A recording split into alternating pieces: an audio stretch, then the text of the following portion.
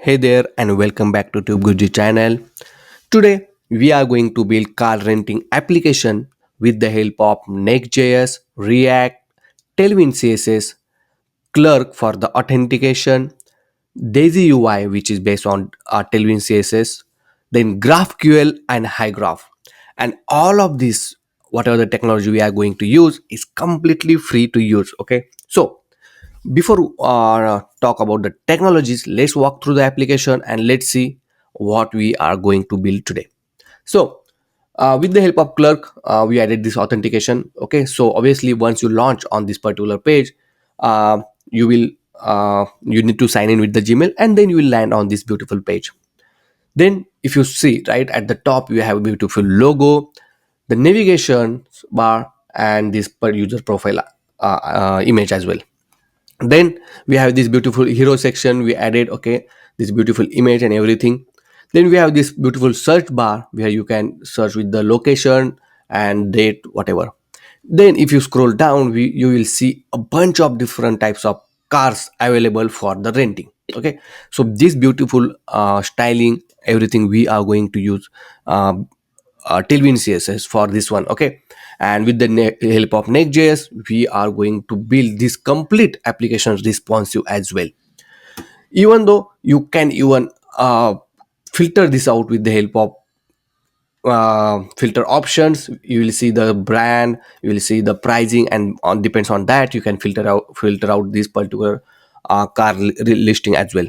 Now if you want to book these cars, you can just hover on this one and you'll see beautiful um, UI is going to change depends on you hover on the particular car. Now you just need to open any of this car which you want to rent it out, and once you rent it out, right, you can see the car's information, everything regarding the form which you need to fill. You will see the pickup location, the available store nearby you. Then you can just fill out the form, and on the submit, we gonna store this information on the HyGraph. So we are going to use this HyGraph to manage our content. It's similar like a Sanity, but it's more advanced, and with the help of GraphQL, we are gonna build this or integrate this HyGraph in our application. Okay, and very easy way I'm going to tell you. Also, we are going to use reuse our components so that you don't need to write this code again and again, and that I will tell you how to do it and how to implement it. Okay, so guys, this complete application we are going to build with the help of Next.js 13, the app router, and the Tailwind CSS, Clerk, HyGraph, GraphQL, and a lot of different things. Okay, so before doing any further delay, press like buttons, press subscribe buttons, and watch this complete video.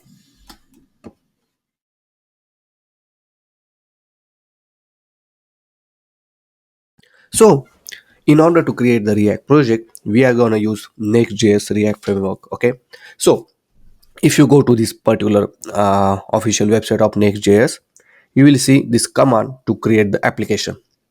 And obviously we are going to use Next.js 13 along with the app router. So just copy this command and go to your desired folder. Here, open the command prompt, and once it open, here you have to type, increase the size, and here just type npx create next app at latest. Okay, if you did not put at latest, then it will not create Next.js 13 project. Okay, with the default configuration. So just put the at latest. Okay, and click enter. Then it will ask you the name of the project. Okay, so let's give car rental YouTube. Okay, and save it. Then would you like to use TypeScript? Say yes. Then would you like to use ESLint? Say no. Tailwind CSS? Say yes. So if you see, right, it automatically install the Tailwind CSS for us as well. You don't need to install manually. Okay, then for source directory, say no. The app router, say yes. And the import allies, say no. And then it will install all the requirement dependency like React, React DOM, Next, TypeScript, Tailwind CSS, and everything. Okay, so we'll wait for a few seconds, and once it install, then we will open the project. So if you see, our project is get created, and let's go to the project now. Okay, so you can open the project like just typing code space r rental YouTube. Okay, and then it will open the VS Code project. Okay, so it's open here like this. So everything is here. Okay, and your project is open in VS Code along with all the files and everything.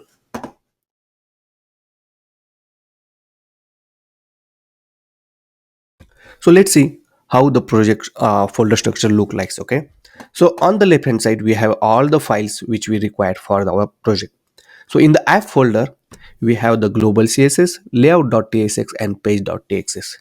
So first, the layout.tsx contain this the metadata. Okay, this is the metadata along with the HTML tag and body, and inside the body we have the children which we are passing. Okay, and these children contains whatever the page we are going to render, it will render through these children. Okay, inside this body tag. Second, the page.txt, which is our default page, and once we run the application, you will understand more in detail. So this is our default page when we first time we launch. Okay, then we have this global.css, which is applicable throughout the application. Okay, so if you define everything in like root or in body, that particular CSS styling is applicable throughout the application. Next, we have this public folder. This public folder contain the image, all the files which is needed for your application. Okay, so for example, it contain an image, a font, or maybe audio file, video file, whatever. Okay, so mostly we are going to use only images in the particular project. So we'll keep all our images in this public folder. Then we have this next.config.js, which helps to configure next related things. For example, if you are using the third party image URL, right, from the some domain, that domain need to be added inside this next.config.js.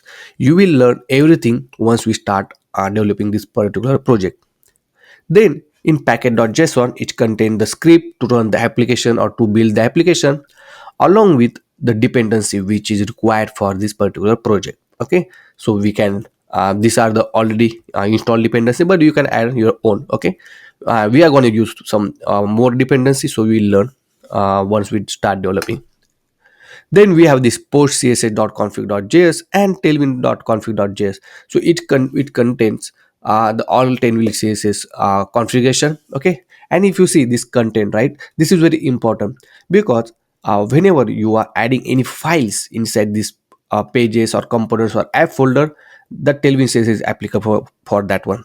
If you are going to add a new file which is not mentioned here in the content, make sure to add that one. Okay, otherwise the tailwind css will not applicable, so you will learn that one as well. So that's all, and this is a tsconfig.js for the TypeScript configuration. Okay, so that's all for this particular files and folder structure. Then let's run the application. So go to the terminal and click new terminal.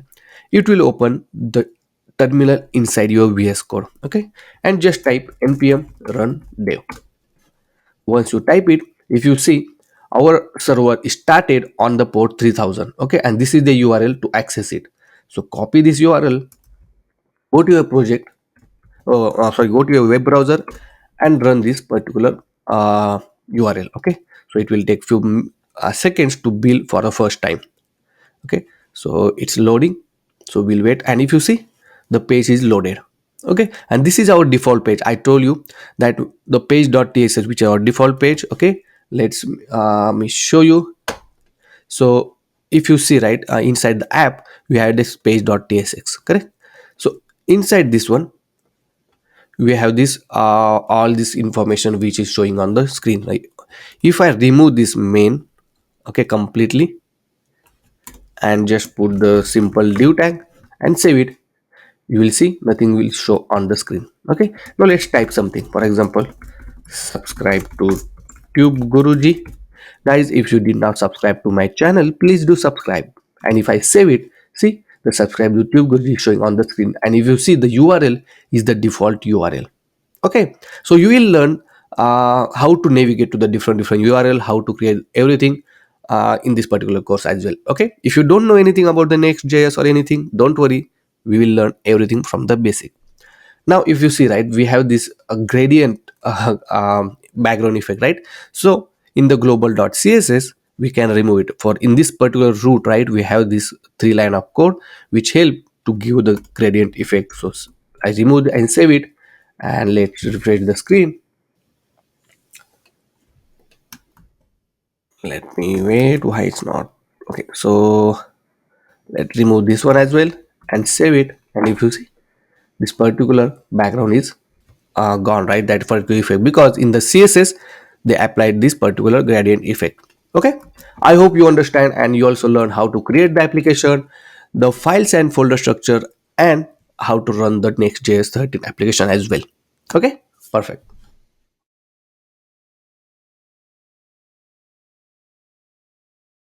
Now next we are going to use a Clerk to add the authentication for our application. Okay, so if you go to this clerk.com, this is official website to add for the authentication. Okay, so if you go to the pricing, so it's completely free, okay, until 5,000 active user, and for the development purpose or for a small business, I think it's sufficient. Okay, so if you don't have any account, then create a new account and then go to the dashboard. Here you can create a new application. Okay, and then inside the API keys you will find this API key for you. Okay, so as simple as that. Now just search for Next.js Clerk. Okay, and here it get started with Next.js documentation. Here it help us step by step how to install the Clerk and how to set up the environment for this Clerk authentication. So first of all, let's copy this command to install this Clerk for in our application. Okay, so I will open here. Okay, and inside a terminal, add new terminal and just add this command. Okay, it will install the Clerk for us. Then we have to set up this environment variable key. Okay, so in .env.local we have to copy this line of code. So let's create a new file in the root folder and just type here .env.local. Here we'll paste this Clerk publisher key and the secret key. Then if you scroll down, inside the app router, we have to wrap our HTML inside the Clerk provider. So copy this Clerk provider, and inside the layout.tsx. So if you see, right, uh, we are using the app router. That's why we have to use layout.tsx. If you are not using app router, then inside the page you have to add this one. Okay, but we are using app router. So I will wrap this up like this in the tag provider, and make sure to import this Clerk provider, okay, from the Next.js. See, and save everything. Now if I go to our project and you refresh the screen, you will you will not see any changes until this point. Okay, see, sorry. Then next step is, if you scroll down, we have to protect your application. So we have to add the middleware.ts file, and this content we have to add it. So in the inside the root folder, you have to create a new folder called middleware.ts. I think it's a ts, yeah, and then copy this line of code. So I will copy it here like this and save it. Next, now we can build our own sign in and sign up page. Okay, so for this one we have to follow this all these steps.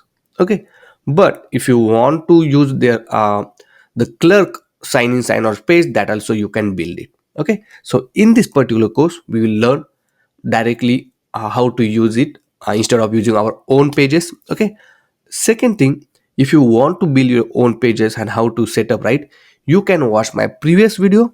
Okay, this video, and then here you can learn how to build your own sign in and sign up page for a Clerk authentication.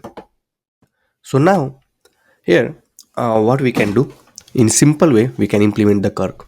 So first of all, if the user is sign in, then we will show this children. Okay, so for that one, just type sign in.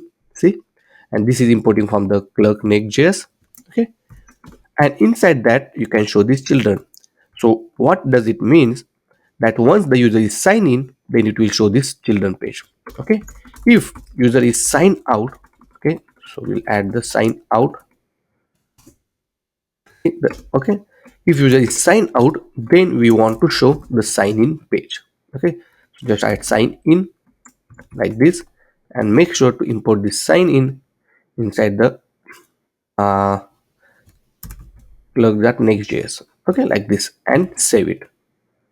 Now let's go back to our application, and if you see, I'm on the sign in page. Okay, so this is the because right we are not using our own sign in method page, that's why it's showing the clerk URL. Okay, if I go to localhost 3000, okay, it will redirect to this particular page. But if you go to the continue with Google, and if I click any Gmail account, and if you see, these I'm signing and I'm redirect to our original localhost 3000 port. How simple it is, right? Now one more thing we will add it here. If I go to the page.tsx where we have this text written, right, here we have one, there is one more method inside the or inside this clerk next.js called user button. Okay, and this user button, if I go to the documentation, right, this is the user button, and it will show you this user profile pic and some information, like, so let's implement that one and let's show you how it looks. So this is the import statement. I will remove all others like this. Okay, and save it. Now if I go back to our application, see, the user profile pic is showing. If I click on this one, you will see this beautiful menu where yeah, you will see this user information, the manage account, sign out page, and everything. If I click manage account, you will see all the information where you log in with this account and everything. Okay, even you can sign out. Once you sign out, you will get redirect to this particular sign in page. Okay, and this is how we can add the authentication in our application. Okay, and as I say, this is completely free and completely beginner friendly. Okay, so if you have any question, any doubts, let me know in the comment section. And the source code is completely free. You can access the source code. uh, the link is in the description. Okay, and let me know how you like my video. If you really like this video, please like button and watch this complete video. You will learn a lot of things.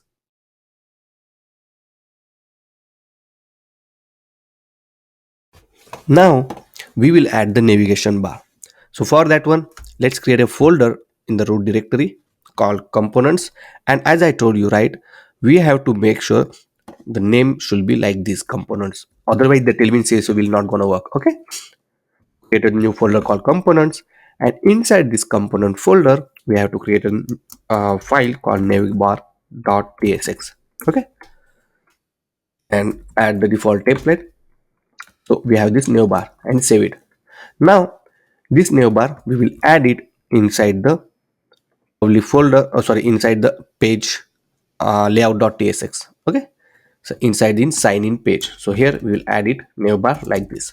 Okay, and make sure to import this navbar and save everything. Make sure it's running, is showing the on the screen. See, the navbar is showing on the screen. Okay, so let me give this side by side. Okay, now inside the navbar.tsx, navbar. Okay, here we will implement the code. So first thing, we're gonna show the logo of our website. So here we'll add the image, next image, okay, the source, and the end tag. So obviously we're gonna put our all the files inside this public root directory. Okay, so what I will do, I will just copy this content inside this public folder. So I pasted the logo inside the public folder. Okay, so if you see the hero.png and the logo.png, and now inside the image tag, here we can directly access our image by doing logo.png. Okay, because we put our um all the images inside the public folder, and you don't need to give a complete far path. Okay, then we have to use alt tag, and we'll say logo. Then we'll give the width. So we'll give width of 150, and we give height of 100, and save it. And if you see, let's save everything, and this is the logo, it's showing on the screen. Okay, perfect. Next we will add the menu section. Okay, So here I will update the height and width, maybe 100. Perfect. Next I will add one div, and inside div we'll add the h2 tag, and first is home. Then we'll add the uh, another one, which is history, and the third is contact us, and save it. And if you see, all three are showing. Okay, and the last, we'll add the user profile button. Okay, so what I will do, I will remove it from the page.tsx from here, and I will put it in the navbar like this. Okay, and make sure to import it. Obviously we need to copy this import statement. I will cut it from here and put it in the navbar. Okay, and save it. And if you see, the profile pic is also showing. Next, we want everything in one line, so make this class as a flex. Okay, and it will come in one line. Also make it item to be in the center. Okay, and for this as well we have to make it flex, so it will be in one line. See. Okay, then I will give some gap, so let's give gap of 5. Okay, and let's give some styling to this one now. Okay, so class name, I will say on hover we want to change background blue 500. Okay, if I hover on it, see, the background is changing. Okay, then also I want to add some more styling, so we'll give some padding of 2, then round it to be full. On hover I will also add the text to be white, and let's see how it looks. So if I hover on it, see, also I will add the padding x to 3. Okay, like this. Make it cursor pointer, so once I hover the cursor will change. Okay, so same thing you can apply to all other um, menu. So I will copy this one and paste it for class name, paste it here, class name, paste it here, and save it. Okay, and if you see, for all of this it's working. Okay, now what we can do, one thing also we want is when the screen size is smaller, we don't want to show this menu, so we can just say initially hidden. Okay, so initially hidden means whenever you load the page, right, it's load for the smaller page. Okay, and all the css is applied by default to smaller screen. If you want to apply something for the medium or larger screen, you can define like this, medium screen. And for medium screen, whenever the screen size is medium, you can show it as a flex. If I save it, see, the menu is gone, but if I increase the size, the menu is showing on the screen. Okay, that's how it works. Next, uh, here you can say justify between. Okay, and if you see, this is how it looks for the menu as well. The menu will come in center, the profile pic is coming on the right hand side as well. Okay, next we'll give some padding to this navigation bar. Okay, so let's give some padding. So I will say this one, I will add the padding of 5. Okay, and I will add the shadow effect to be small like this. Okay, I'll make it medium. See, like this. Okay, make small, and you can add the border at the bottom of 1 pixel. Okay, so little darker with the border, and it will look like this. The beautiful buttons as well. Okay, and the logo and the user. If I click user profile, you will see the user information. Okay, now what you can do, if you think the space is in much is a lot, you can make it padding 3, and you can give padding x to 5 and save it, and see, it will look like this. I think this is perfectly looking fine. Okay, so this is what we build the navigation bar. If you have any question, any doubts, let me know in the comment section.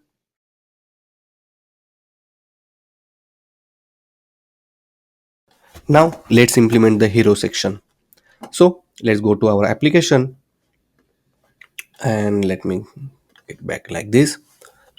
So here I will create a new folder inside the component folder called home. Okay, so all home related components will come in this particular folder. So inside that I will get hero.tsx, okay, and add the default template. Now make sure to add this in page.tsx. So I will remove this and I will add it here like this, the hero section, okay, and save everything. Right now if you see, right, unsupported server components, that error is coming because we need to make sure that this component is a client. So to make it client, you have to write use client at the top like this. And if I save it, so it's saying you likely to forget export your component. Okay, so make sure to save everything, okay. And if you see, the hero component is showing on the screen now, okay, perfect. So make sure whenever you want to make it the client, you have to write use client at the top, okay. Next, what I will do, for this page I will give some padding here, okay. So class name will give some padding of 5, okay. Then when the screen size is smaller, I will give padding x to 10, and when the screen size is medium, I will give padding x to 20 and save it, okay. So it will look like this, but if I increase the screen size, it will give more padding. Next, let's go back to our hero section, and inside this one we'll add the title and the image, okay. So I will add one div, and there is another div for the image, okay. And for this one I will make it grid, okay. And when the screen size is smaller, we can make grid calls 1, and when the screen size is medium or larger, we can make medium, and we can make grid calls 2 like this, okay, and save it. Now if I see text, I will add it here like this, and image at the right hand side. If I save it, right now the screen is smaller, that's why text is coming up and image down. If I increase the screen size, see the text and image coming like this. Perfect, that's what we wanted. Now I already have the text and button, so I will just copy paste it here on the text area like this, okay. And if I save it, see it will look like this, okay. Next, I want to add the image. I also have an image in my public folder called hero.png, and I will paste it here like this. Make sure to import image from the next/image, okay. And let's give width height and save it. And if you see, we got this particular image. If I increase the screen size, you will see the hero section and this one as well, okay. Perfect. If you have any question, any doubt, let me know in the comment section. And this is completely responsive. If you see, right, as soon as we convert it into smaller screen or mobile view, see, this will look like this. Okay, perfect. I hope you understand this one. The styling and everything is quite simple. Okay, and if you have any question, you can access my source code anytime. Okay, and depends on the screen size, I change the text or font size as well, okay. And also I added the button and I also give some styling to this one, okay. If you have any question related to the Tailwind CSS, anytime you can just search Tailwind CSS, go to the official website of the Tailwind CSS, okay. And here you can search anything. For example, if you want to search a border related information, right, so just click on search type border, and here you will find a lot of example. This is the particular class in the Tailwind CSS and responding CSS class, okay. So you just need to write this one, and you don't need to write this CSS big line of code, okay. I hope you understand this one, and if you have any question, any doubt, let me know in the comment section.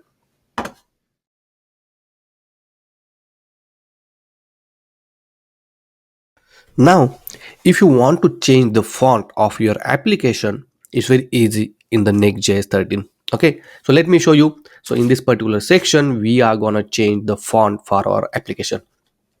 First of all, let's go back to our application. Let me open this window on side by side. And here inside the layout.tsx, if you see, it's already have the inter. So inter is the font name, okay. So they already added the inter type of default font. Here we can change this font. For example, I like to use outfit font, and this font is coming from the Google font, okay. If you go to the Google font, you will find this outfit. Now replace this inter with the outfit, you can change this name or you can keep it as it is. Okay, it's just a constant name, and save it.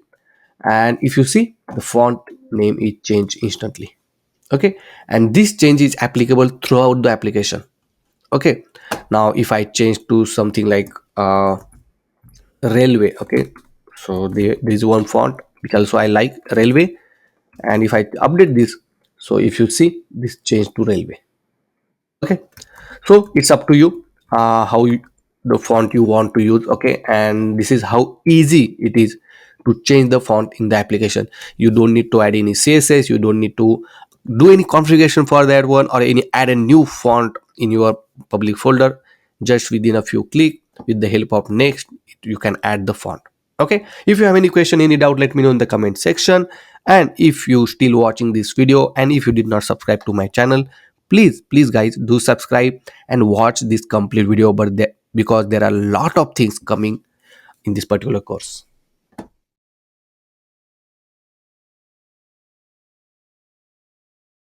Now let's add the search input field here. Okay, so it's kind of search bar, and in that we will provide the location as well as date filter. Okay, so first of all, let's create a new component file inside this home. So let's create a new file called search input search input.tsx.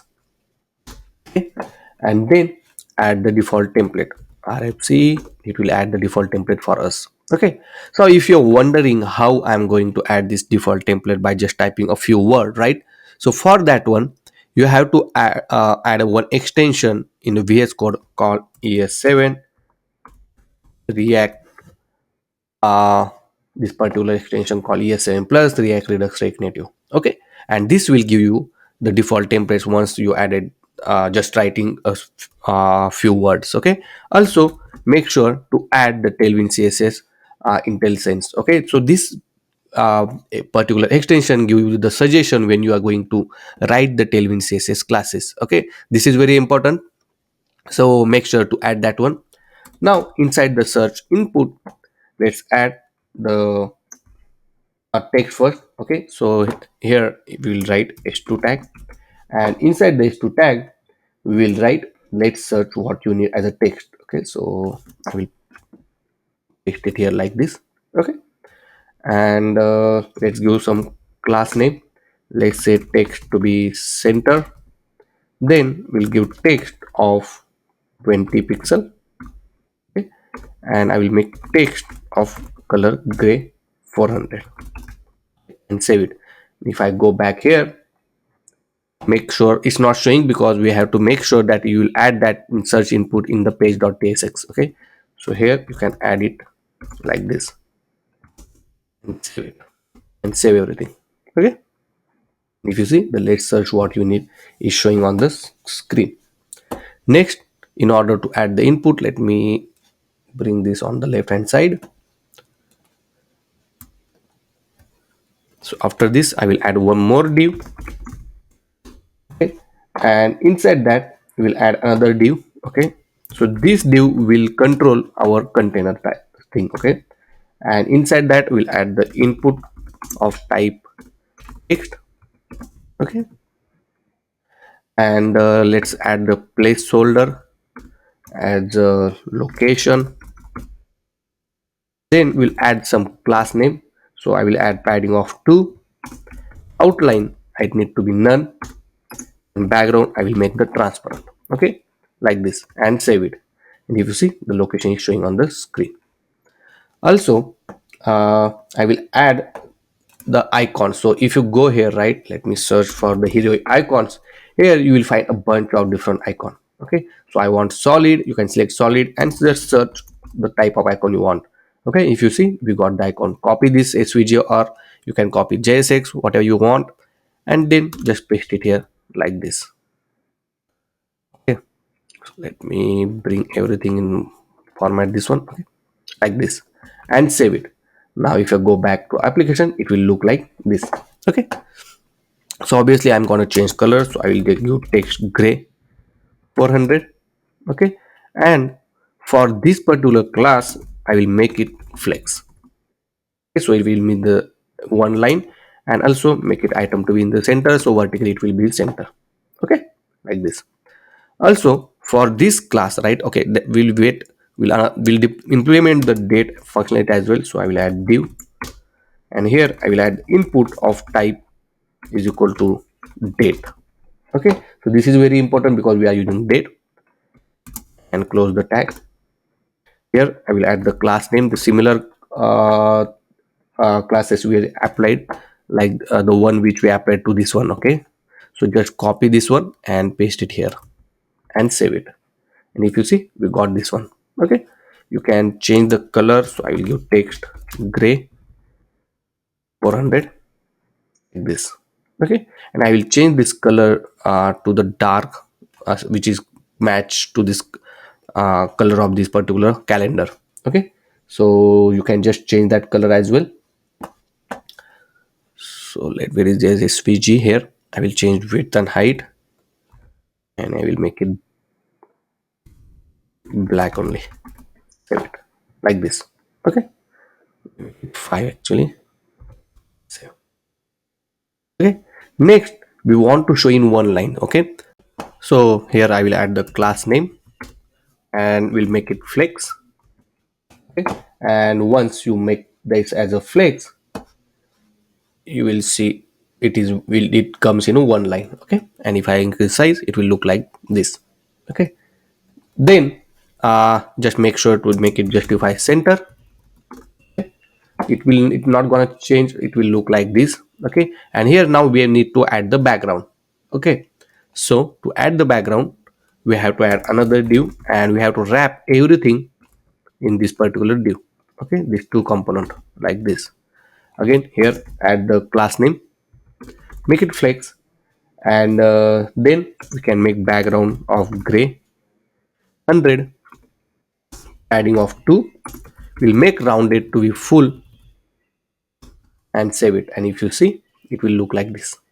Okay, I will give padding x, maybe padding 1, padding x to 3 maybe. Okay, we'll give more like 5, and then we'll give some gap of 2. Also, if you want to put horizontal line, you can just add divider x. Okay, so divider x like this and save it. And if you see, this horizontal line also get added. Okay, and if I increase the size, it will look like this. Okay, see, I can able to type, and this date also I can able to select it. Okay, now you can put the width, some minimum width to this one. Okay, it's up to you, but right now I think this will work fine. Okay, if you have any question, any doubt, let me know in the comment section. And this is quite easy. Okay, it's just a simple HTML CSS styling I applied. Okay, now you can use some more styling. For example, you can use some padding from the top, the padding, the margin between these two. Okay, so what you can do, here you can write margin bottom to be 3 and save it. And if you see, it looks pretty good, right? Also I will give some margin, so like class name margin top to 5. Okay, so yeah, perfect, this I think looks good. Okay, later on what we can do, we can implement the location. Okay, so it will, once you start typing, it will auto complete the address, it will give the suggestion, and then you can select it. Okay, also the date is already there right now, you can select the previous date. We can also add the limit for this one, the minimum date and maximum date kind of thing. Okay, and there are a lot of things we are going to implement, but first of all we just focusing on the some UI part as well, and then we will uh, add the implementation and some logic into this particular application.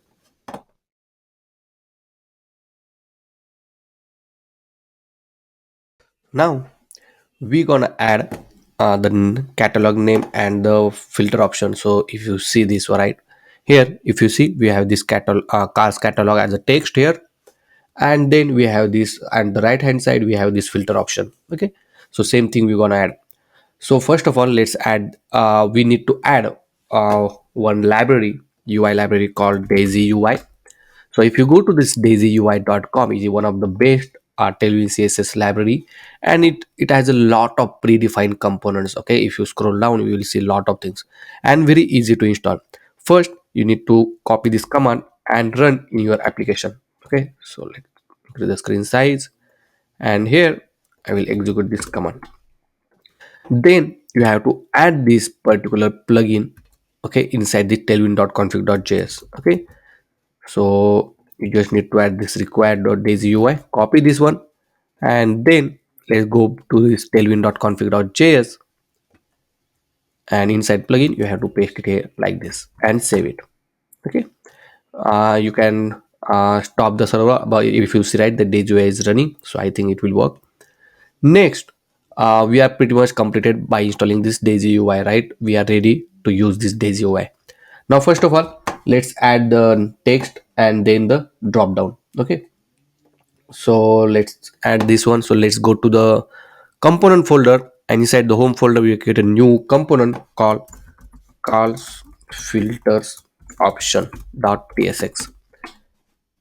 Close this one, and here add the default template by just typing rfc, click enter, and it will give you the default template. Now here, uh make sure, okay, for first make sure to add this component inside the page.tsx. So I will add it here, cars filters option, like this. Okay, and now let's add some coding. So inside the one div, I will add the h2 tag, and we can say just cars catalog. Okay, here we can give the styling, so add the class name, and we'll make text of 30 pixel. Now if you see right, I'm giving this size inside this bracket, it means I'm giving my custom size. Okay, if you want to give something like this, see, text of, sorry, text of 2xl or kind of thing, right? But if you want to use some pix in the pixel, you can give in the brackets. Okay, so whenever you want to give some custom size, you have to give in a square brackets. And after this, let's make font be bold and save it, and let's see here how it looks. And if you see, the cars catalog is showing on the screen. Okay, so what I will do, I will also give some class name margin top to 10, like this. Okay, perfect. Then the next h2 tag, I will add it here, and it will be explore the card you might likes, like this, and save it. If you see, perfect, like this. Okay, perfect. Next we want to add the drop down select. Okay, so if you see this one example, right, we have this drop down. So in order to add, right, go to the daisy UI, and here you can just search for the select option. Okay, and if you see right, this is what we wanted. You will see a lot of different example. Okay, see, so right now we want this kind of gray border and this menu, right? So go to the JSX, okay, and just copy this line of code. Okay, you can just click copy here, and then go back into the code and paste it here like this. Okay, and here you can say price. Perfect. We can change this value later on, something, for example, you can say price of 45, price of 70. Okay, like this. Or you can write uh less to min to max. We can do something filter min to max and max to min, something like this. Okay, and if I go back to our application, see, this price tag is showing. Perfect. Same thing, you have to add one more. So what I will do, I will copy this one and paste it here like this. Okay, and this is for example manufacturer. I will add manufacturer, and here you can say Honda, or you can say BMW, or maybe um, Toyota, kind of things. Okay, and save it. If you see, the manufacturer is also added. Now we want everything in one line. Okay, so what we can do, first of all, for this one we can make it flex, and if you see, it's coming like this. Okay, obviously we want this one as well, as means That one as well we want it in what a horizontal line, so make it flex. See, it will look like this. And here I will make item to be in the center. Okay, and here I will give some gap of 5. Okay, perfect. See, it's look perfect. Now when the screen size is smaller, I want to hide this particular manufacturer. So what I will do, I will just on this particular class name, right, we have the select border, everything. Here we can say hidden initially. Okay, and when the screen size is medium or larger, we can show it. So right now if you see, it's hidden. Okay, okay, still is not working, but let me check here. On medium we need to make it block like this, and if I increase size, see it's showing, but if I decrease the size, right, uh, like this, it's hide. Okay, next we want this particular drop down at the right hand side, so here you have to make justify between. Okay, so just make justify between, and it will be in the right hand side. See, both the things. Okay, so this will be manufacturer and this will be the price, and then we are pretty much done with this filter option. Okay, obviously we gonna add the logic behind this once we get the list of car. Okay, I hope you understand this particular section. Next section is quite interesting because we're gonna use a hypergraph, which is one of the best CMS in the market right now, which is uses a GraphQL. Okay, so many people are requested to create a content or course which uses the GraphQL. So that's what we are going to use today.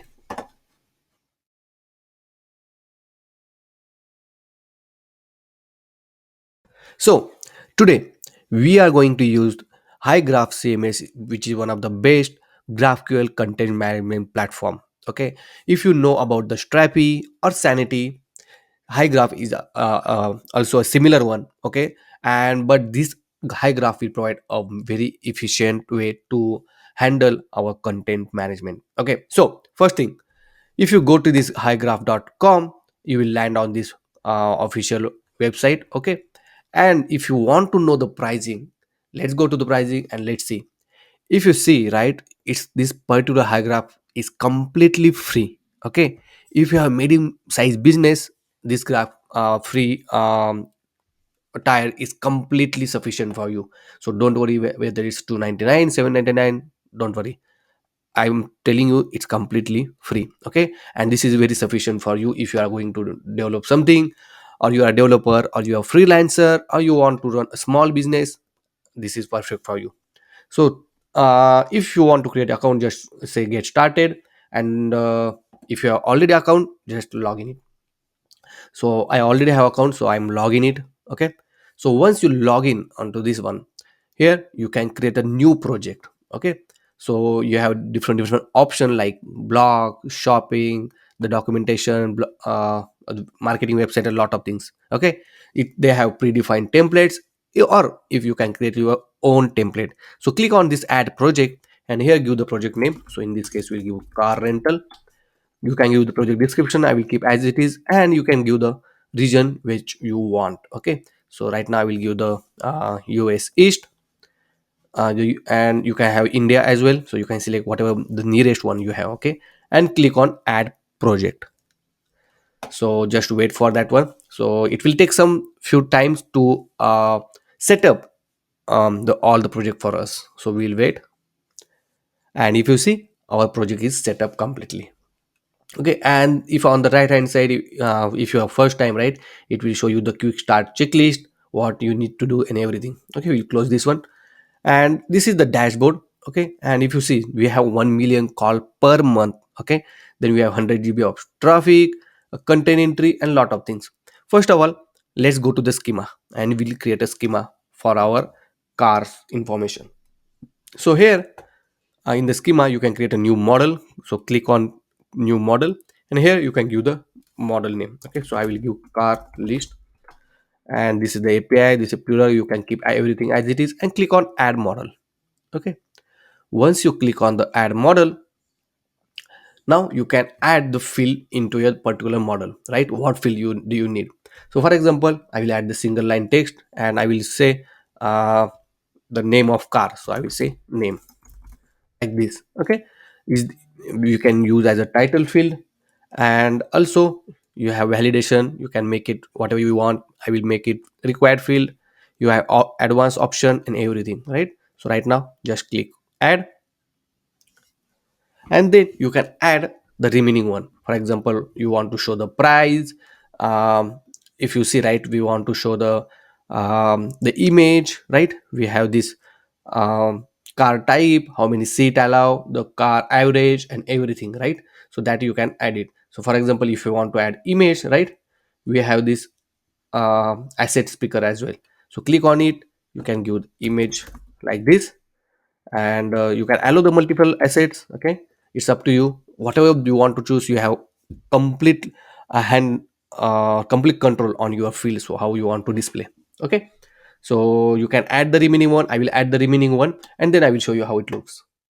So I added the all the remaining field which we want to save the cars list. Okay, so we have the name, image, price, car average, the type of car, and the brand. Okay, so these are the drop down, and for that one I added this numeration. Okay, so if you go to the car brand, I added this list of brand and the car type, and this I added with the help of this drop down field. Okay, so quite easy, and you can just do it. Okay, so you can go to the content, and inside the content you can add the entry. Okay, so you can add the name, the image, price and everything, and just you can click save and publish. Okay, and it will save it. Okay, so I will add the some of the few information here, and then we'll go from there.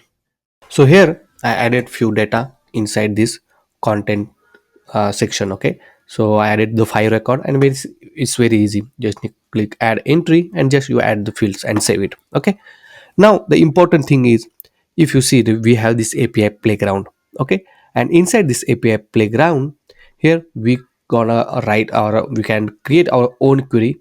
It will return the result for us. Okay, so right now if you see, right, these are in the car list, these are the field are selected, and if I click on this play button, it will give me the all the result which we want. Okay, so you can even unselect this things. For example, if I unselect the seat now, and if I run it, the seat will not be here. Okay, so it's up to you what are the fields you require, and just select that field, and that's all, you are done. You can just run this play button, and you will get the result. Okay, and then this particular query we gonna use in our application to fetch this all the JSON formatted response from this particular high graph. Okay, so that particular section we gonna learn next.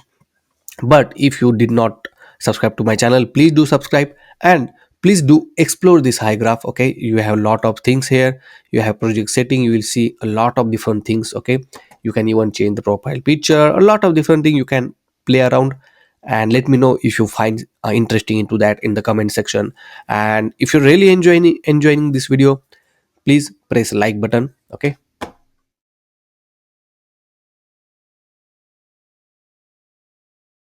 so now in order to fetch this particular information from the GraphQL, first of all we need this GraphQL hyphen request dependency. And here this is how you can install. Just copy this command, and then go to your project and install this particular dependency. Okay, so I will paste it here like this and enter it.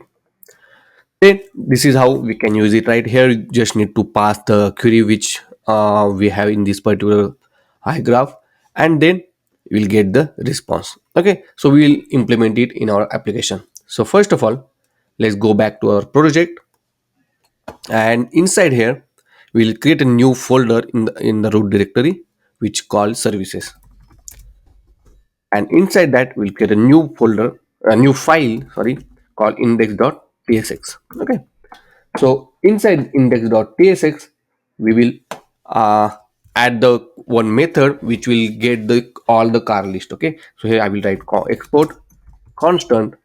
We'll say get cars list, and then uh, this is the arrow function. Okay, so this method will be async. Okay, and inside here we need to write the query first. Okay, so we'll write query, and is equal to, we have to write GQL.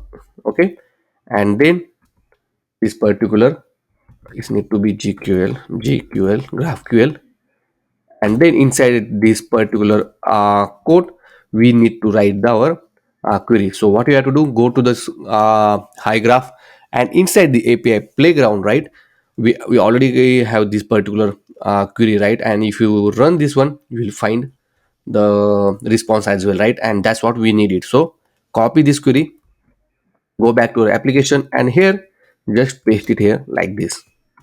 Okay, perfect. Next, you just need to call the request method. So here what I will do, constant result, I'll get the result inside this result, and then await request. Okay, and make sure this request is coming not from this HTTP, but this request is coming from the GraphQL request. Okay, see, GraphQL request, make sure this is very important. Inside this one we have to pass the URL first, and then the query. So this is the query, right? So that way we'll pass it like this. Okay, but right now what is our API endpoint, which is nothing but the URL. Okay, so if you go back to this Hive graph, inside the project setting you will find this environments section, right? Inside this environment folder we'll find the master environment, right, this particular URL. Copy this URL. Okay, so I copy this URL and then paste it here like this. Okay, perfect.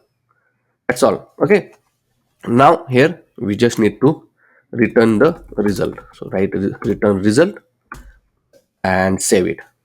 Okay, so if you see, we have one error. So it what is saying, the cannot find name GQL. Okay, so we have to import this GQL as well. So here you have to write GQL like this. Okay, perfect. You can refer this documentation of this GraphQL request. Okay, it mention everything. Now once we do this, right, we our API endpoint is ready. Okay, so let's use this one now. So inside the page.tsx we will call it here. Okay, so inside here we will call console. Sorry, I will add one method, constant get car list. Okay, is equal to async arrow function like this. Okay, and here we can call constant result is equal to, we have to call this particular service, right, so which is from index.tsx. So you can just call the get cars list. See, this get car list is from at the rate service. Okay, like this, and it need to be await. So let's await like this. Okay, and then print the result. So I will just console it the result. Okay, obviously you need to call this method in use effect. If you don't know about the use effect, so use effect is a React hook, and it will execute for every instance. Okay, and so once you define it, if you define it like this, it will keep executing for every instance and infinite time, right? To avoid this, and you want to execute only once when the component is load, you have to pass the empty array like this. Okay, and then save it. Now here we will call this method, so get car list, and then save it. Okay, now if you go back to our application, so if we got one error, okay, we'll see what's the error and console. So if you see, right, we got this error that not allowed error, something like this, right, the particular API endpoint is not working. The reason is in the GraphQL, right, in the environment we use this particular URL, right, but if you go to this API access and if you scroll down, you have this section called content permission. Here you have to initialize the default. Okay, so just click yes, initialize the default. So what it will do, it will give the permission for our contents. Okay, now if you see, we got the all models to be read permissions. Perfect, that's what we wanted. Now we save everything, and then let's try it again. And if you see, the error is not there anymore. Let's see in the console. So if you see in the console, right, just ignore this above error, this is different error. But if you see in the console, in the page number in the page.tsx file line number 55, we got the car list. See, the 5 car list, we got it with all the details which we wanted. See how easy it is, right? You don't need to write any API code for it, or you don't need to write any express API code or backend code. It's simply with the help of GraphQL, you got the result. Now this car list we gonna use to display the list of car like this. So if you see like this, we're gonna display everything, all the cars. We are beautifully designing this cards component and everything. Okay, you will learn everything. So continue watching this video, and if you have any question, let me know in the comment section. And I hopefully you understand how to get this result from the GraphQL with the help of HyGraph. Okay, so this is how simple it is to fetch the data. Now we will store this cars list in one state so that we can pass it to the component. So what I will do, I will write constant. Here will cars list comma set cars list is equal to use state. Okay, is of type any, and we'll pass the empty array like this. And here you can just pass the cars list. Obviously in the result, if you see, right, in the result we have another field called cars list. We only want this item, so I will result dot cars list like this. Okay, and that's all. So here if you see, right, we got that error because uh, we need to make this result of type any. Okay, and now see the error gone. Perfect. Now we set the car list and we have the car list information. Now that car list will pass to our new components that we are going to create next.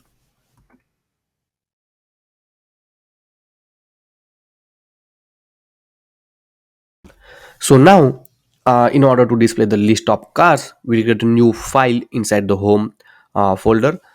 We can call it as a cars list.tsx. Okay, and then add the default template like this. Make sure to add this cars list inside this page component. So I will add it cars list here. Okay, and once you save everything, make sure the cars list is displaying on the screen. Okay, now let's go back to the cars list. Inside here, we're gonna add the cars list. First of all, we need a prop, right? And this prop contains the cars list. So inside this page.tsx, we already have the list of cars, correct? This list of cars we need to send to this particular car list component. So you can say cars list is equal to a car list. Okay, now you are sending to this one, to the cars list, right? Now we have props, you can mention it as any, so this error will gone, as because we are using TypeScript. Each of this variable or whatever you are defining, it's need type. Okay, that's the reason. Now next here, you have the cars list. Okay, so what you have to do, you have to first iterate the list of car. Okay, so here in the props, sorry, not like this, but here to iterate it we have to write like this props. In the props we have the cars list. See this one. Okay, so this cars list, and you have to map it. Okay, so map car of type any comma index of type number.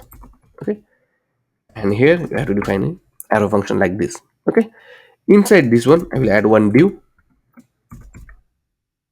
like this. Okay, and let's try to print the car name here. Okay, so what I will do, I will just print car dot name like this and save it.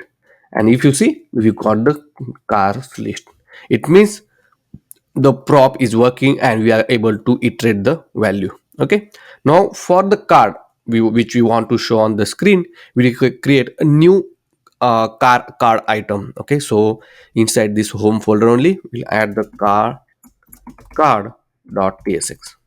Okay, and add the default template, and this card we will iterate it here like this. Okay, so I will add this component here like this, remove this one and make sure to import this card and save it, save everything. Okay, and if you save it, right, we got the number of card, because right now we are not passing anything. It in car card we only have this card text return. Okay, so here we will pass the car like this. Okay, and in a car card, accept it as a prop. It's of type any. Obviously what I will do, I will save this prop value inside one state. Car comma set car is equal to use state, and the value is props dot car. Okay, so inside car we will have the value which we are passing each time to this particular component. Okay, and now if you want to print name of the car here, you can print it here like this, car name. Let's save everything, and if you see, we got the result. Perfect. I hope you understand this one. Okay, this is how we can pass the data from parent component to the child component. Okay, and this is how we iterate this list of cars list, and we are using the component so that we can easily manage our code. So now inside the car card we will implement it. So I will remove this one. So first of all, we need to add the div. So add the div here like this. Okay, we already have div actually, so no need to use this one. And then I will add the h2 tag. Okay, so h2 tag, sorry. So I will just paste the h2 tag here. Okay, and already I applied the styling and everything. So and I'm passing the car name. If I save it, it will look like this. Okay, next I will pass the amount thing. Okay, for example, if you see, right, I'm just writing this, you can access my code anytime. So here I'm adding another h2 tag. It mentioned the per day amount. Okay, and I'm passing the car price, and I'm using some span, and if I save it, so it will look like this. Okay, then I'm adding the image. It means the car image, so I will add the car image here, and make sure to import this image from the next slash image, and then save it, and you will see the car image. Okay, now if you see, right, we got the error and it's not showing. The reason is, if I go to the inspect panel, inside the console we got that image is missing and require a source property. Okay, so the reason is we need to add the domain. Okay, so if let me go back to our application. Okay, so make sure the car image we are passing the correct url. So to check that one, we need to check the object what we are passing here. So inside this playground we are not passing the image. If you see, right, we don't have the image. So for that one, in the inside the cars list, right, we have the option called image. Okay, and inside the image you have to select the url. See, like this. If I click play, now you also get this url. Okay, now just copy this new change, or you can copy everything and replace with the existing one. But I know what I what changes I made, so I will copy that only that changes. And inside our service index.tsx, where we have this query, I will paste it here like this, and then save it. Okay, now if I go back and refresh the screen, okay, now if you see, we got the one error. It called the host name. This particular host name is not configured under the image in your next.config.js. Okay, which I told you at the very beginning that this is why we need a configuration for the next. So just copy this domain, and then let's go back to our application. Here inside the next.config.js, okay, you have to add a image field, images. Inside that, sorry, we have to add the domains. Okay, so we are just making sure and telling to the Next.js this is the uh, white domain, means it is a legal domain which you can access. Okay, it just preventing from the security purpose. If I save it, let's clean everything. Let me refresh the screen. Now obviously you made the change in the next.config.js file. Okay, it will run your project, or you need to run your project again. So I will stop the server and I will run the project again. Okay, so obviously it will again build with a new configuration. So I just refresh it and let's wait for a few seconds.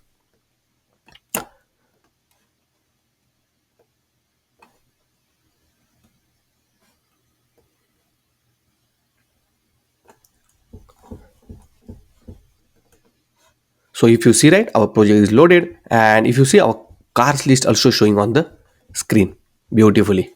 Okay, I hope you understand this particular section, how we uh, add the domains in the next.config.js. Okay, in order to show the images from the URL. Next, let's go back to our car card here. Okay, we're gonna add the some more value. For example, we're gonna add this one.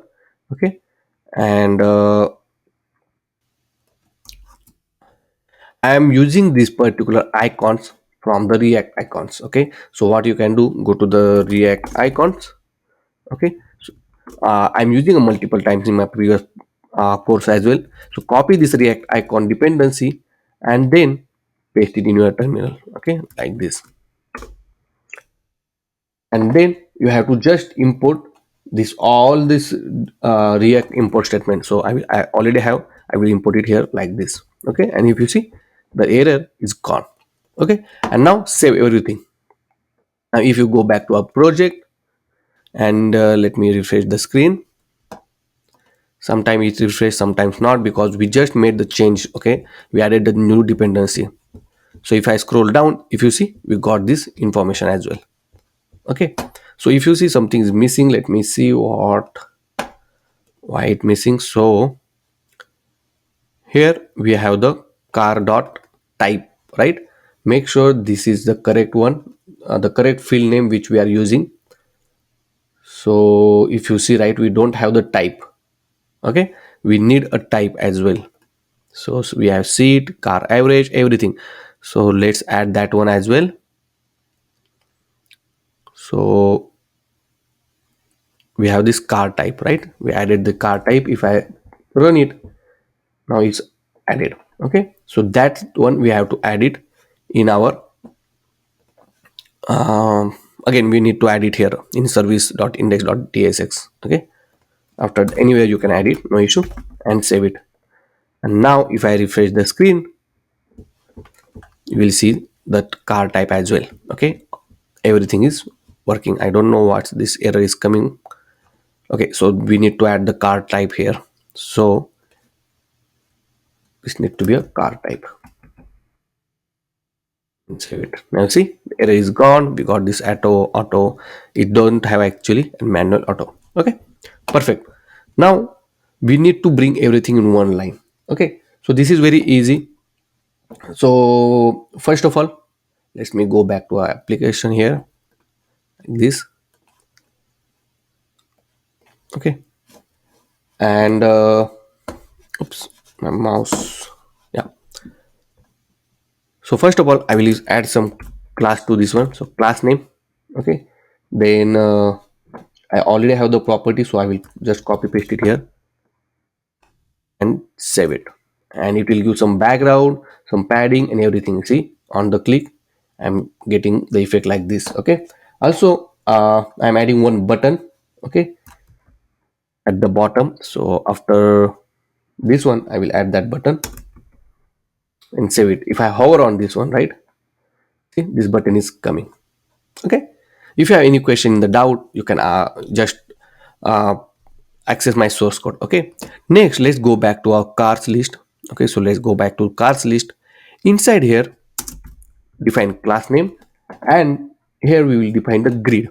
Okay, so once if the screen is smaller, we can divide this particular column into two. So just grid calls 2. When the screen size is medium, we can define grids column 3. Oh, sorry, we don't need this one. And when the screen size is larger, then we can show grid calls read calls 4 and save it. And once we did it, right, if you see on the smaller screen, it will look like this. If I increase the size and see, beautifully showing on the screen like this. Okay, perfect. I hope you understand this one. It's quite easy. Okay, only thing is you just need to add the some specific styling to this one, so that you can achieve this kind of layout and everything. Okay, here I added the hover effect. On hover, if you see, right, the background is changed to white. I'm adding the border, and also I'm hiding this particular icons, but I'm replacing with the buttons. Okay, and let me show you how I did this one. So inside the car card, right, if you see here is for this div, right, on the hover I'm just hiding this particular div. Okay, and initially this particular button is hidden, but once I hover on it, it will be visible. Okay, this is how it works.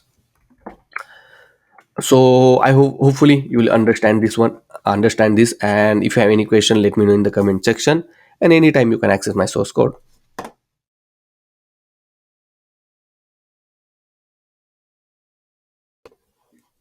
So now we gonna add this filter functionality. Okay, right now we hard coded this value, but we actually fetch it from the list of this particular cars list, and distinct value of the brand we will show in this drop down.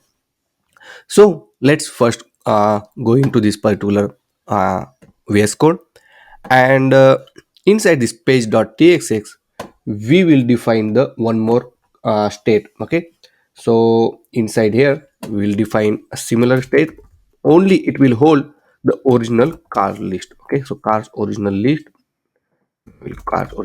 like this. Okay, and here we will set this cars original list along with this cars list. Okay, like this, and save it. Okay, now next, this car original list we will send it to this cars filter option. So I will pass it as cars list only, like this. Okay, now inside the car filter option, obviously we will get it like this, cars list. So make sure this cars list, and of type any. Okay, so I just destructured the prop and return this curly braces, and I mentioned the type of any.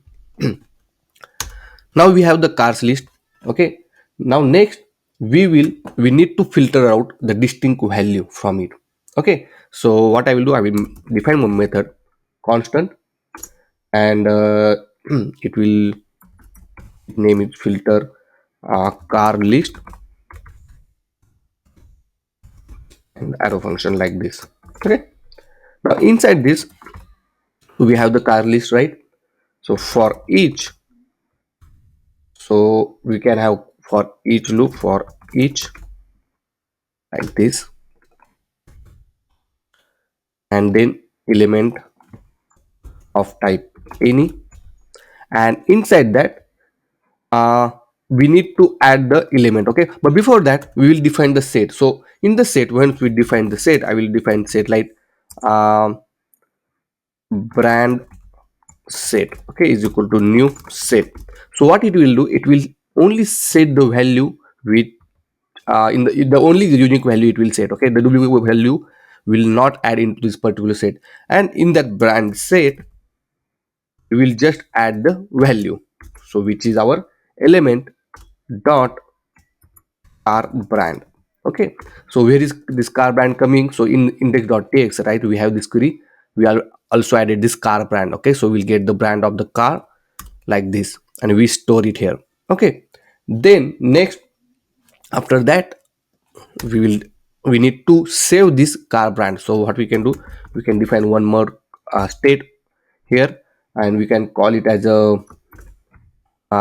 brand list, comma set brand list is equal to use state of type any, and the arrow function. Okay, and here we'll define the set brand list, and then we will set the brand list. Right now it is in the set, right? So we need to convert it into array. So array from, and then we have to pass this brand set. Okay, and this brand set contain unique set of these brands, and we need to convert it into array. That's why, and we store it into the brand list. Now we have the brand list. Okay, in order to make sure that we'll just console log it. Okay, so you will understand better, and I will print the brand list here like this. Okay, obviously in the use effect we need to call the filter list. Okay, so here what I will do, I will pass this cars list. So whenever the cars list is available, okay, or will whenever cars list change, I will update this use effect. Okay, so I will add the cars list. If condition, if car list is there, then only execute this particular filter car list method and save everything. Now let's go back to our application, go to the inspect panel in the console, and if you see right in the car filter option, we have set, and these are the unique brand which we are getting from the server. So Honda, Mazda, BMW, Lexus, right? Now this value we have to set inside this particular drop down, right? Because right now we hard coded this value, see. Okay, so I will just remove this two. Okay, and in the for loop, obviously we have to use for loop here. We have to not for loop, but we have to map it, right? We have to iterate this value. So we have this brand list, so just write brand list dot map, and then we have brand colon name. Okay, and then we have also index, so it's need to be brand, sorry, brand type string you can say, and then index of type number. Okay, and then arrow function like this, and inside that I will put the options. Okay, and obviously I will replace this hard coded text with the brand only. Okay, because we just saving the brand and nothing else, right? Only it contains the name of this brand, that's why I'm showing the only brand. Obviously we have to provide a key of type index in, oh sorry, of keys we have to provide as an index and save everything.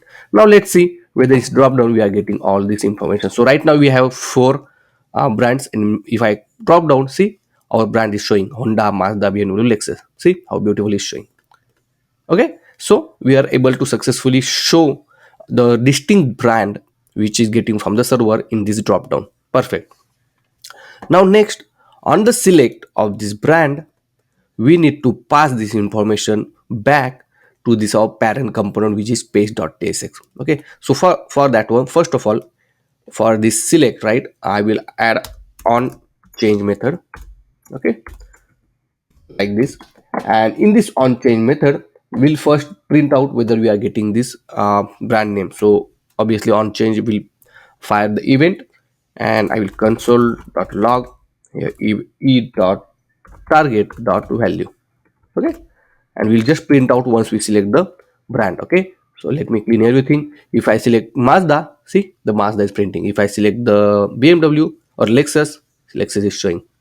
See, okay, it means on change is working. Now what we need to do, instead of this console, I will remove this console log, and we will set the brand like this. Okay, and then this method we have to pass back to the parent. So obviously once you set this value like this, we have to pass it inside this destructurized prop like this. Okay, and if you see the set brand is there, and the error is also gone. Now obviously in subpage.tsx we have to accept it here. Okay, so what we can do, we can print it out here just to make sure that it's working. Okay, so set brand, we have the value, and I will just console.log value. Okay, obviously you have to provide the value of type string and save everything. Now let's see, let's clean everything. If I select Honda, see Honda is printing, and it's printing in page.tsx file at the line 28, which is this one. See the page.tsx line 28. It means we are able to successfully pass data from child component to this parent component. Okay, now what we need to do, we will create a new method called constant filter car list. Okay, like this, and here we will pass the brand, okay, of type string.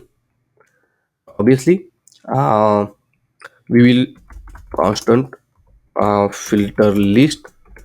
Okay, and what we can do, we can uh, from the original list, right, here we can use this original list.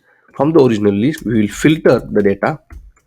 Okay, so I will filter data item of type any, and here if item dot car brand, right, is equal to brand, then only that all this value will store in the filter list. Okay, very important, because here we need to write this condition whether this the current record's brand name is equal to the provided brand, then only it will save in filter list. Okay, and then in the list we have state, we have to set this filter list like this. Okay, because this is the cars list. See? Okay, and this we have to set it here like this, so that obviously it will update this cars list as well. Okay, let's save everything and let's check whether we are getting correct data or not. Okay, so right now if I select Mazda, nothing get changed. If I select BMW, if I select Lexus, nothing get changed, because we did not call this filter cars list method. Okay, so instead of console log, I will remove this and I will call filter car list on this set brand method. Okay, now I save everything, refresh the screen. Okay, so we'll wait. So right now if you see, right, we got the error cannot read property of undefined map, the brand list. So it is, we are getting that error in cars filter option. Okay, so here in the brand list, so here we can write the brand list is available, then only show this brand the options. Okay, and you see the error is gone. Now if I scroll down, okay, just ignore this error right now, and if I click on this and click Honda, see the Honda is coming, but also Mazda is coming. Okay, if I select BMW, only one list is coming, but not the correct one. The reason is, if you go to this car card, right, here we are directly define these props, right, and even though the props change, it's not updating the state. Okay, so only is updating the number of record, but not the value. So what we can do here, we need to write separately. Okay, so in we'll use the use effect for that one like this, and we'll pass the props, sorry, props dot car. Okay, so this value, so I will remove it from here, and I will pass type any, and if props dot car is available, then set the car information. Okay, I will pass this prop.car here like this.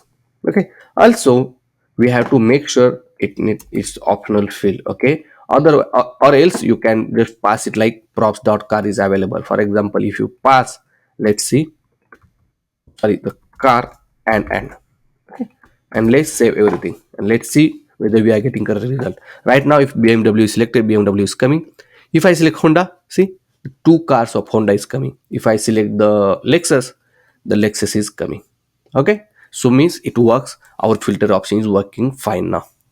I hope you understand this particular functionality, and now we need to implement same kind of functionality for this particular price. Okay, everything is similar except we need to inside the page.tsx, right, we use this condition here, if the brand change, right.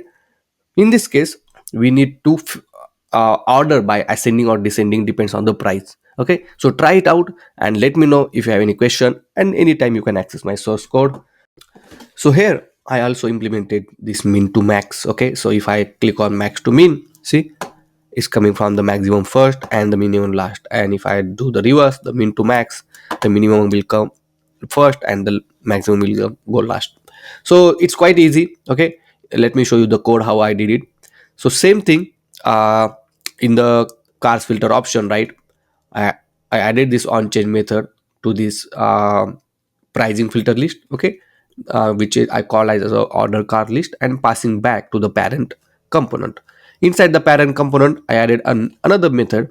Okay, and this logic will help to filter it out on the depending on the ascending order or descending order. Okay, one more thing, I passes here value as a -1 and 1 instead of this complete value. Okay, so this help me uh, oh sorry, where is page.txt, yeah, this help me to check if the order is -1, which is a minimum to max, then I'm applying this logic, otherwise this one. Okay, quite easy, you can check it out in the source code if you stuck anywhere. Okay, and let me know in the comment section if you really like this video, press like button, and if you did not subscribe to my channel, please do subscribe.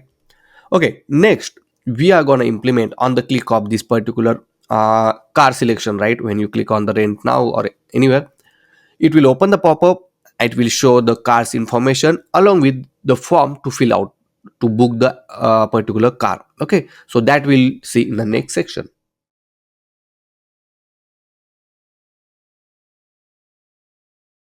Now, once you click on this particular car, right, and you want to rent it, once you click on it, we want to show the pop-up like this, okay, where you can add the pickup location, the date, drop up date, and everything. Okay, also once you click save, we're gonna store that data in our hypergraph where we are already storing this car and everything, right?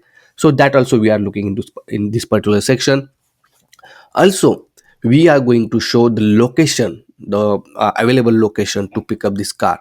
That also we are going to show it. Okay, so let's do that now. So first thing, once you click on this, we need to open the model. So let's go to the Daisy UI, and inside here, okay, under this action category, we have this section option called model. Okay, go there, and if you see, right, you can see the example. If I click on this one, the model is opening. Okay, so similar kind of model we want to implement it. Okay, also we want the full width model, so we are going to use this particular code.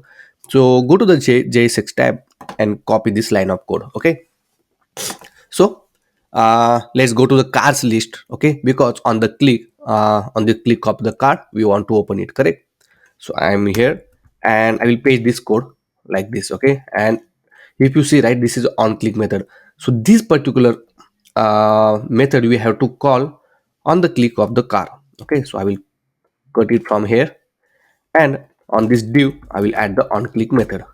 Okay, like this. Perfect. And then this is the model 4, so I will remove this particular code. And if you see, right, it's saying the window, we right now we are getting error. So what you have to do, we have to write as any. Okay, so what we are showing, the window is of type any, and the error is gone. Okay, and you can give the idea of models to some meaningful name, but right now I will keep it as it is. And if I save it everything, let's save everything, and let's go back to our application. Okay, and if I try to click it, see, the model is opening. Okay, now only thing we need to do now, we need to replace this all the content with actual form and the this particular image. Okay, so what we can do, I will remove this form from here. Okay, and we'll create a new component. So inside the component folder, create a new folder called car booking.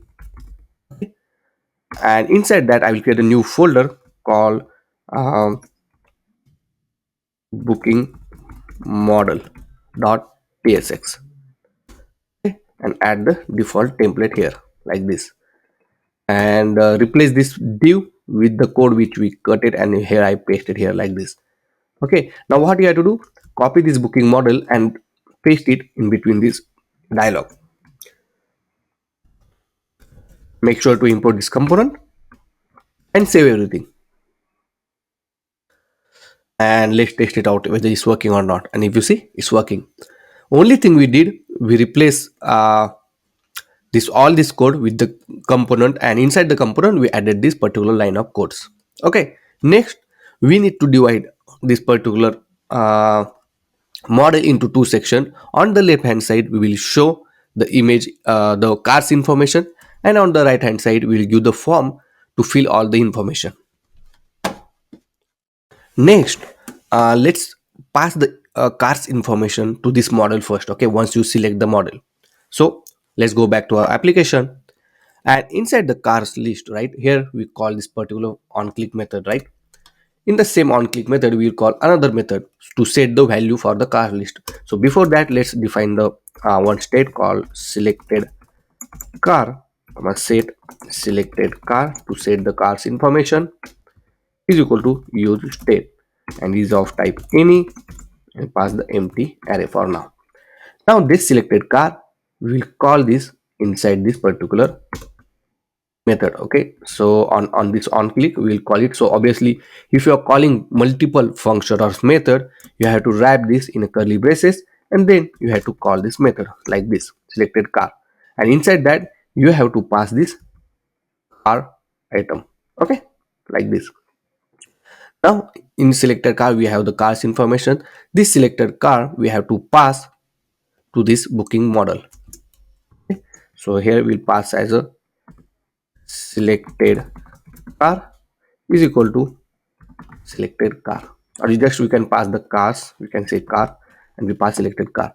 Now inside the booking model here you have to accept as a prop. So I will, this structure is the prop, and I will pass it as a any. Okay, now we have the cars information. Okay, so what we'll do, uh right now let's remove this all of this code, okay, from this form, and replace with the your own code. So right now what I will do, I will use the title.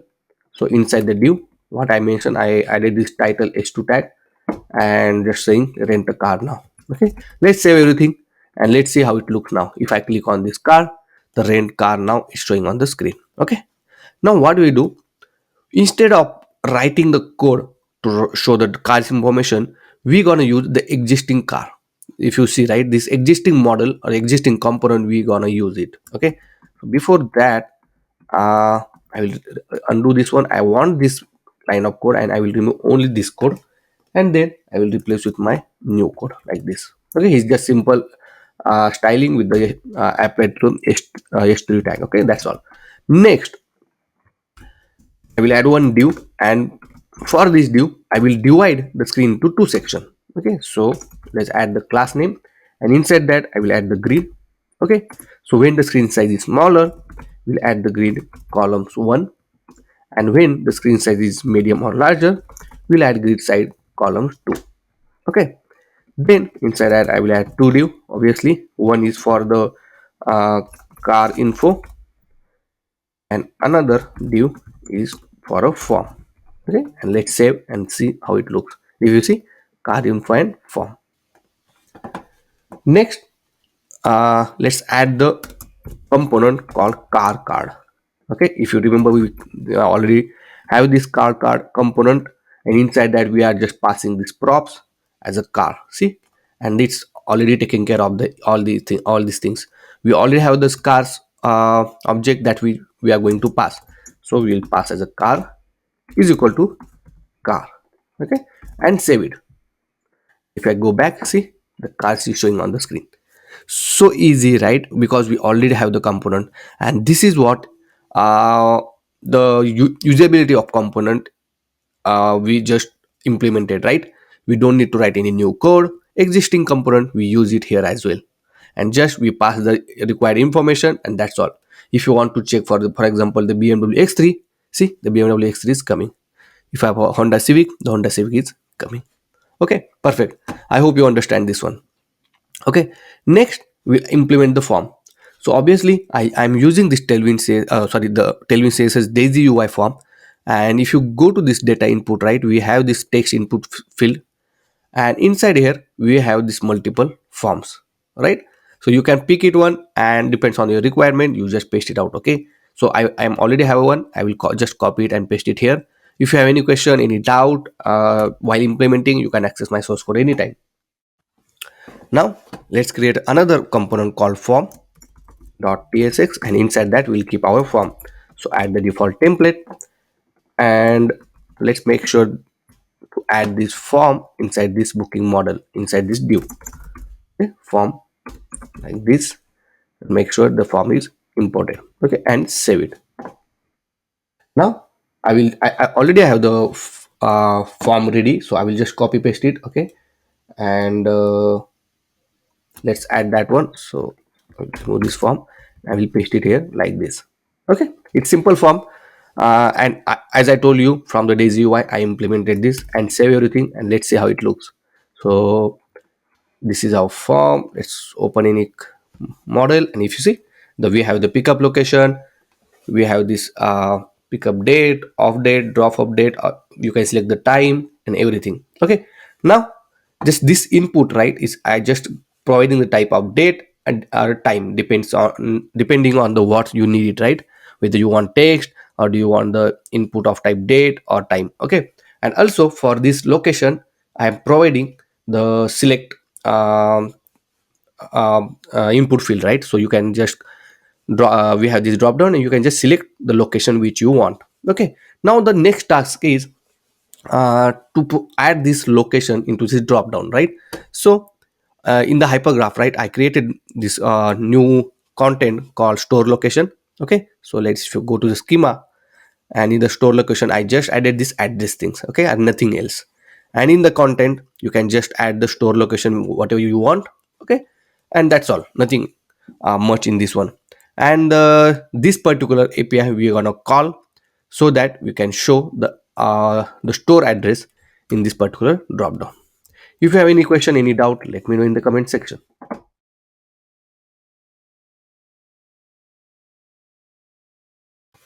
Now here, if you go to this API playground, right, and view on the store's location, so search for the store location here, and inside store location you have need addresses, so select address. Okay, and just click play, and if you see, okay, so this is store locations, we want store locations. Okay, so you don't need to provide where clause, and like this. And if I play now, see, the store location is showing, okay, with the address and everything. So this particular query we need to pass in our code. So inside the index.tsx under the service folder, we already have this get car list, right? We will create another one, export constant get store locations. Okay, is of type. We provide async function and add a function like this. Now if you see, right, here we pass the query first, with the GQL and the passing the query, right? Same thing we're gonna do here. So constant query is equal to, okay, then we have to write GQL and this particular code. Okay, and then the query which we generated, I will copy it here like this and pass it. Okay, make sure it's similar to like this. See, okay, perfect. Next we need to call the request. So constant result is equal to wait request, and this particular URL we need to pass it. Okay, so what you can do, you can copy cut this URL, and you can write a constant is equal to master URL is equal to this particular URL, and this master URL you can replace it, so you don't need to write every time, right? Master URL, and then you have to pass the query, so query like this, and then you have to return the result. That's all. Okay, now let's call this particular query or this API endpoint in our form. Okay, so inside the form I will call it here. So let's define function called constant get store location, okay, is equal to a function and is of type async like this. Okay, and constant response is equal to await and the function which we return. So this one is the get store location. Copy this get store location and here like this. Make sure to import it from the service. Okay, that's all. Now let's print out in the console whether we are getting the response or not. So I just print out in the response, and we'll call this in a use effect. We'll add the use effect, and I want only execute only once the application load. That's why I'm providing as empty, and here call this get location method and save everything. Let's go back to our application. Inside the inspect panel, inside the console, let's see what we are missing. So let's refresh the screen, and I think we got a lot of errors. Okay, so this error is coming because, okay, so let's go here. We added this double quote, right? So we don't want to add this one. Remove this single quote and save it. Okay, and let's clean this, and if you see, the error is gone. And if I click on this one, right, I uncommented this code, so I will just this save it. Okay, and if you see, we got the store locations. Okay, perfect. We have two location, and that's what we needed. Now this store location we need to save in one state, so I will define one state constant store location, comma set store location is equal to use state. Okay, like this, pass in empty, and I will pass as of type any, and this set store location will pass it here, and inside that we have this store location definition name. So I will pass it here like this, response dot store locations. Okay, and obviously you can pass it of type any. Perfect. Now we have the store locations. Now what we need to do, we need to add this option here. So I will remove this one, and I'll add store locations, and means if store location is there, then only it show this particular select options. Okay, inside that I will type location, type any, comma index of type number, and then add a function like this. Okay, and inside that we need to provide the option. In this case it's location dot address, correct? So address like this. Okay, and that's all I need. I will provide the key of type index, and let's save everything. Let's go back to our application, click it, and if you drop down, see you got the option. Okay, perfect, that's what we wanted. I hope you understand this one. Okay, it's very easy. You just need to call this particular query, okay, which we already created, and you just pass it to this particular drop down. Okay, next we will store everything. Okay, before that we need to add button. Okay, so right now we only have close button, so we will add save button here. So let's go down. Okay, inside the booking model we have this button, right? So we can save it here only, or save, and we can say background of blue 500 and text to be white, and save it. And this need to be after this one, and save it. If you see, we have now save button. Okay, on hover I will change this effect. So what I will do, on hover effect, background change to little darker, and if you see it's changed. Okay, perfect.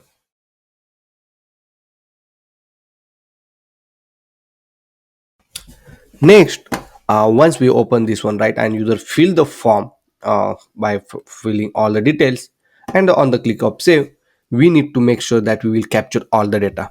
Okay, and then we will send it to our server.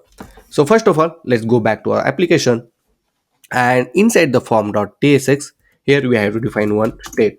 So here we send constant, and we'll say it as a form value, comma set form value, the comma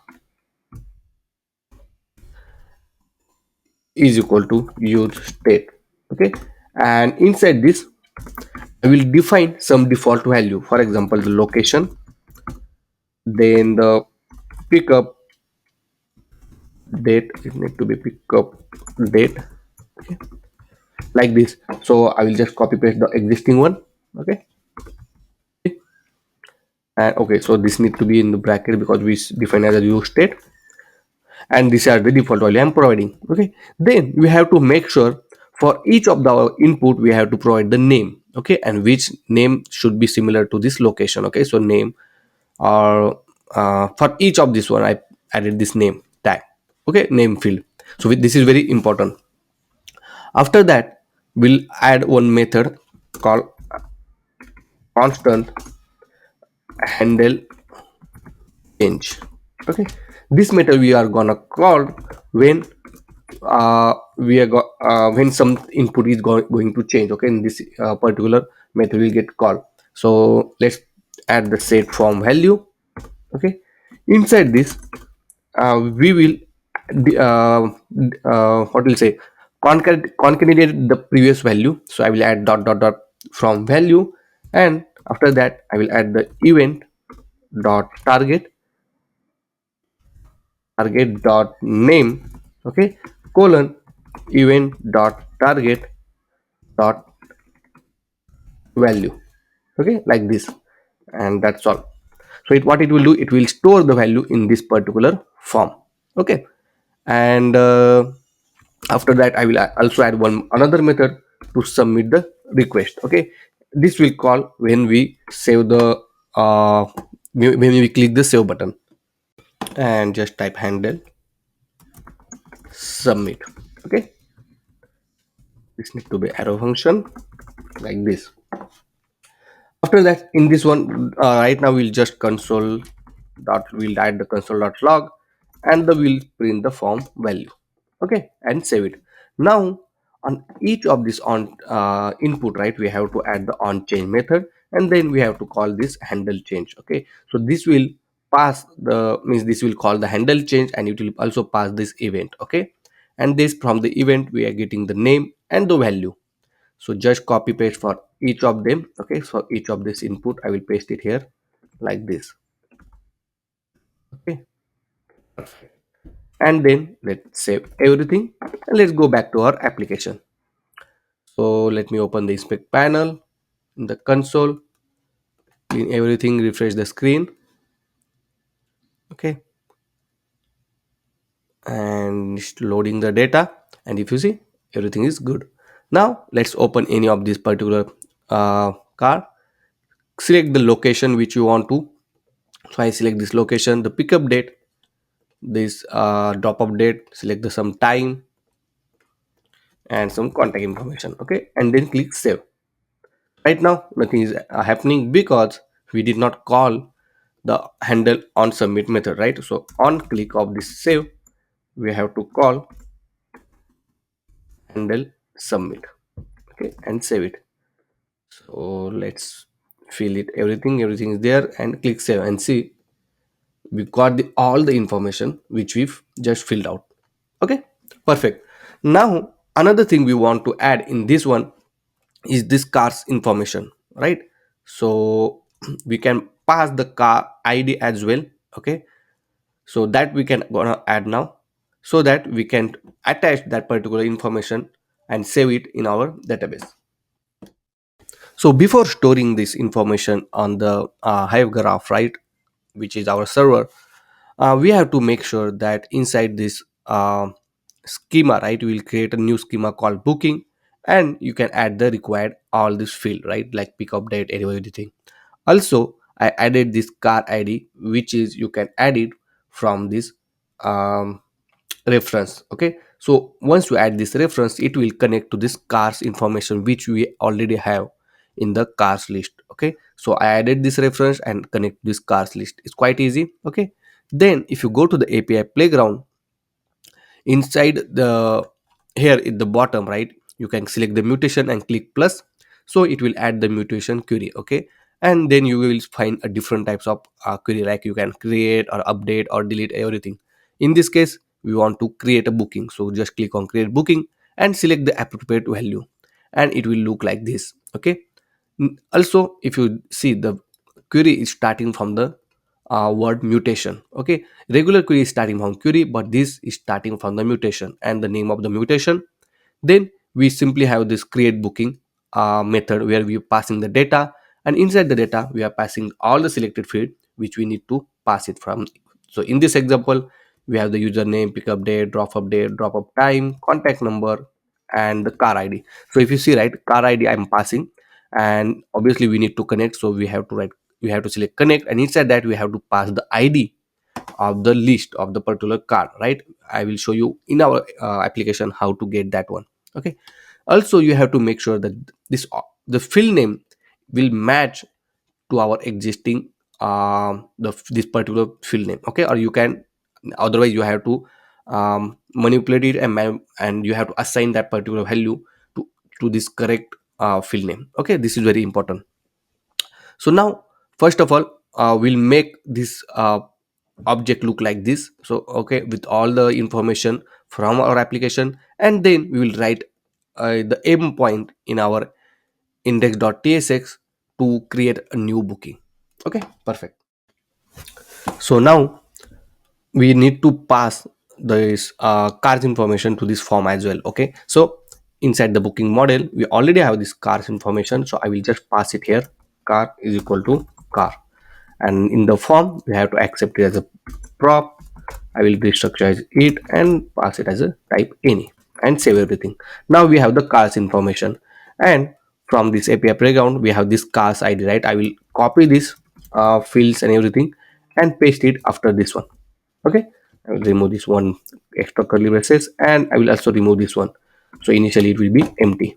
Okay, perfect. Now we have the card ID field as well inside our form value. Okay, now I will add one use effect. Okay, and this use effect will get called whenever the car information is available. Okay, so if car is available, what I will do, I will copy this existing code, paste it here. Okay, and instead of this line of code, I will just add this particular code. Okay, only instead of id I will replace it with the car.id. Okay, and that's all, we are done. Everything will be remains as it is. Okay, to store this information.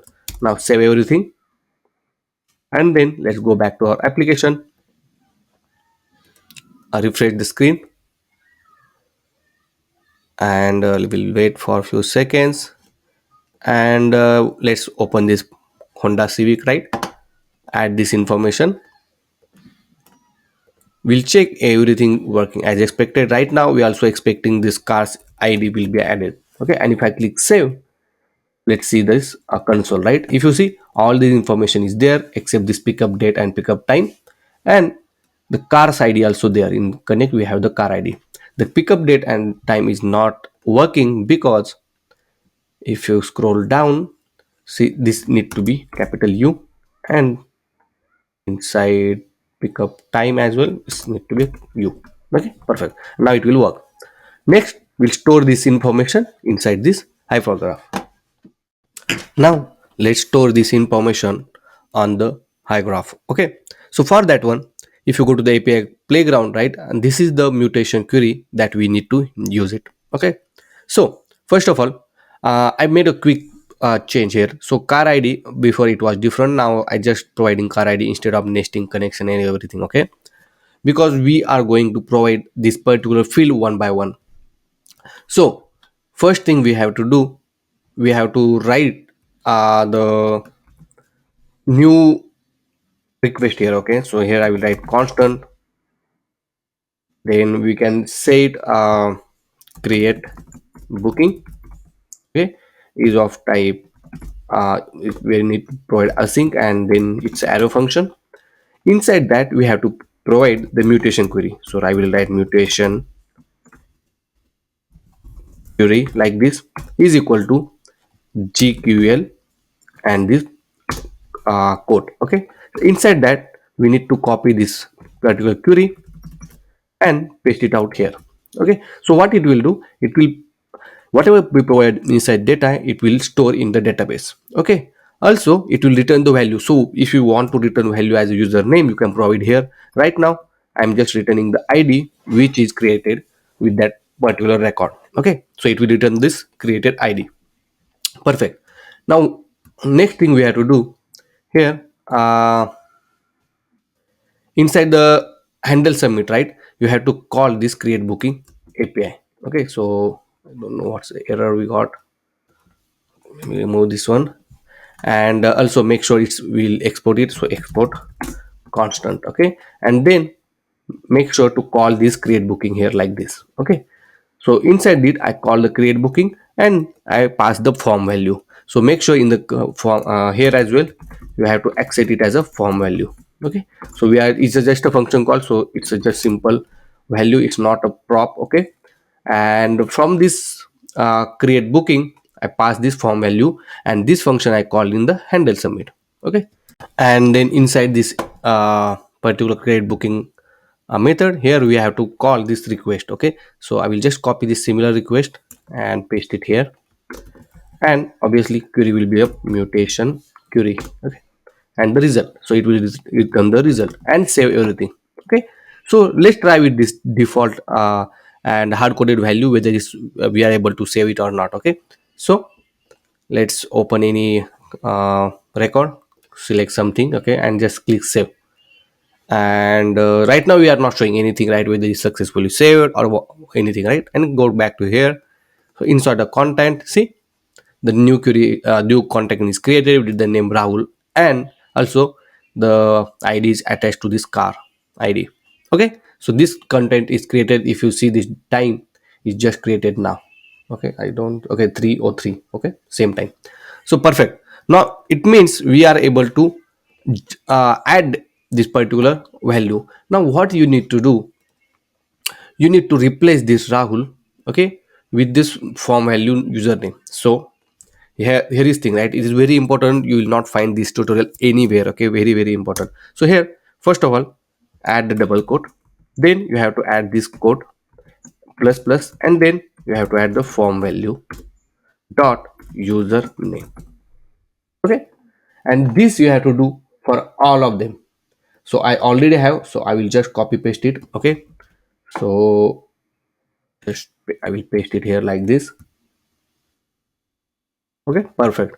So in the have username, pickup date, and everything which is getting from the form value, and all other things are as it is. So save everything, and let's test out this change. Okay, so I went back here. Let's try BMW. So I added something 26. I will add pickup time and drop up time and some contact number, and save it. Okay, let's go back to our Hive graph and go to the content. And if you see, the new content is created, and this one we just created. See, everything is there along with the time, the car which we connected, and everything. Okay, I hope you understand this one. Now, next task you can do. Okay, once we click save, right, we need to send a confirmation. Okay, and if you go to the Daisy UI in the component, right, here you will find the toast. Okay, so implement this toast on your own and let me know whether you have faced any issue in this one or not. Okay, very easy. You just need to call this particular toast whenever you want on your message, whenever you created the booking. Okay, let's try this one. I will implement this one. Okay, and obviously if you face any issue, the source code is available for free and the link is in the description. And guys, if you still did not subscribe to my channel, please do subscribe.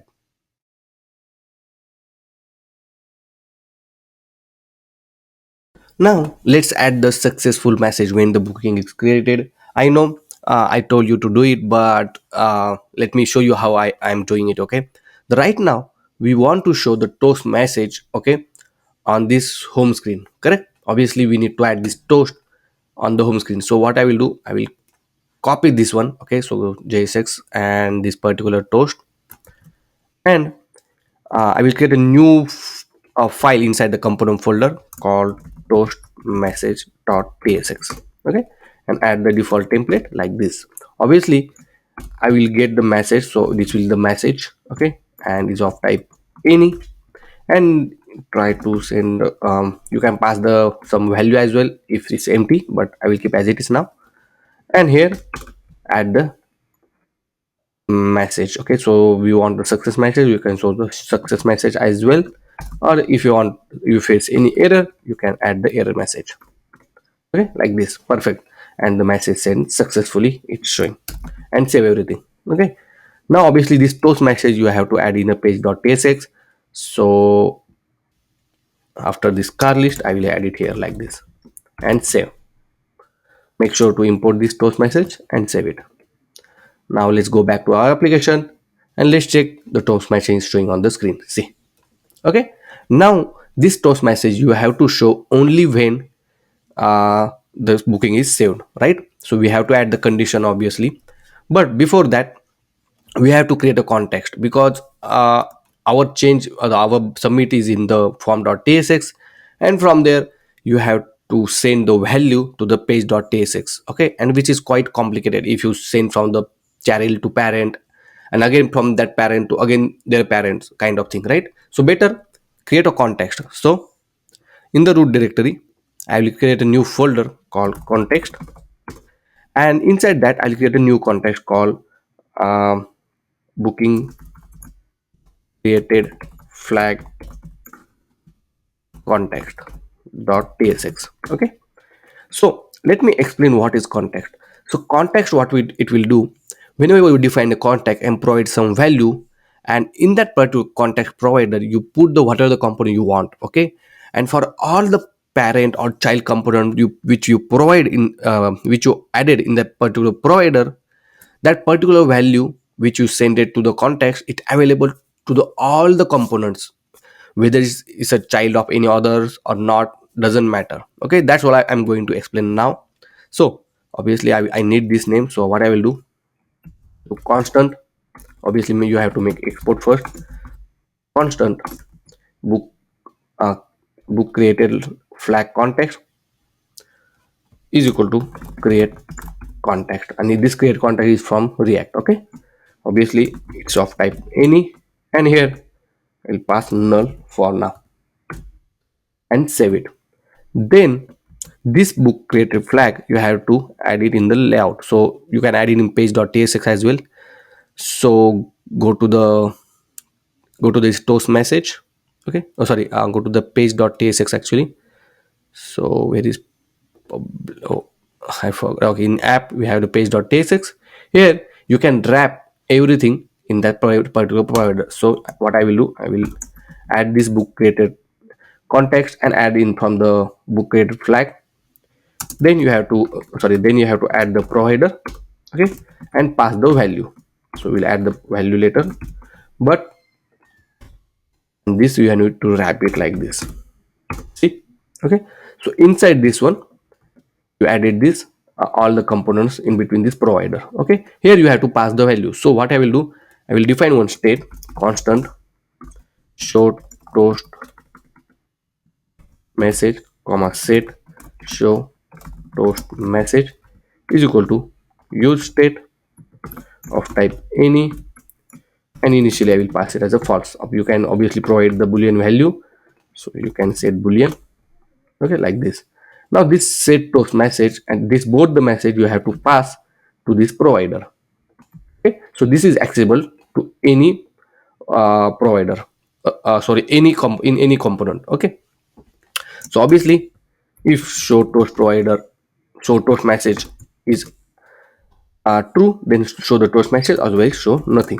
Okay, and save everything. Let's go back to our application. If you see, the toast message is gone. Okay, so it's not longer anymore because we obviously set the value to false. Now in the form, let's go to the form, and let me copy this this particular names. Okay, and in the form, so inside the car booking and form.tsx, here we will get the reference of the context. So constant, when you are defining the context, you have to define in curly braces and add the name, which same name which you added for this, which you provide the value, right, is equal to use context, and here you have to provide the context name. So in this case is book created flag context. Okay, so it's need to be booking, the spelling mistake, but you can change it. Now you just need to set the toast message to true to false here. Okay, so what I will do, in the handle submit, if response is there, then I will set this message to true, and that's all. Let's try it now. Okay, so right now nothing get changed. Let me open anything, pick up location, some date, some value, some number, and save it. And if you see, the message sent successfully is coming. Okay, perfect. Now the thing is, you can send your own message, right? You can set your own message. So obviously I added this message props here. That message prop, you can add the message here. So you can set message is equal to, you can add here message custom like booking created successfully. Now obviously I'm hard coding this, but you can use dynamically. Okay, because right now this toast message only for to show the successful message. Okay, I read this one, and let me refresh the screen, and then let's test it out. So I open this any, I'll open any record and just try to fill this form. Now here is thing, right? You can add the validation and everything is quite easy. Right now we did not add it, but you can do that. Now if I click save, and if you see the message sent successfully is showing, right? Because we added this message, but we need to, oh, sorry, we need to add it in the this message tag. Right now it's showing this message, so here if you have to replace this with the message. Okay, very important this one. And now save it, and now let's test it out. So let's open this Honda Jazz, all the information are there, and save it. And oops, I need to refresh. I did not refresh it, I think. Just refresh it, and we'll wait for a few seconds. Okay, so now I open this Jazz, fill this information, the pickup date, pickup time, the number, and then save it. And if you see, the booking created successfully. Perfect. Okay, I hope you understand this one. So until now, if you have any question, any doubt, let me know in the comment section. And we successfully able to search these particular cars. We can filter it out. Even though not only this, but we, on the click of that one, we are providing the form to fill all this information, and on the save we are creating the booking. Okay, so if you see here, right, this toast message is not going off, right, and still on the screen, and we want to going went off, or we don't want to show after some time, right? But still it's showing, correct? So to fix this, right, here I will add the use effect, new use effect, and this use effect will execute whenever the toast message got changed. Okay, so whenever this show toast message change to false to true, this user will get called. And obviously when the show toast message is true, right, then only I will call the one function. Okay, so here what I will do, I will write the timeout function. So here I will set timeout. Okay, inside that I will write function, and here inside this we can set the toast message, set toast message to false. Okay, and I will give here some second, for example 4000 millisecond, it means 4 seconds. So after 4 seconds, obviously we will setting the message false and it will not show anymore. Okay, let's try this out now. So I click on this one, select this all this information. Okay, now you can make it the field are required, obviously. Okay, and this one, and save it. And if you see, the booking created successfully showing, and after 4 seconds it will go off. See? Okay, perfect. I hope you understand this one. Quite easy. Just you need to set the timeout function once it show, and then you have to make it false. So guys, we pretty much completed this application. I also deployed this application on this particular domain on Vercel, so it's completely free. Also, we learn a lot of different things, and many users have issue for the database. They have to purchase it and everything, right?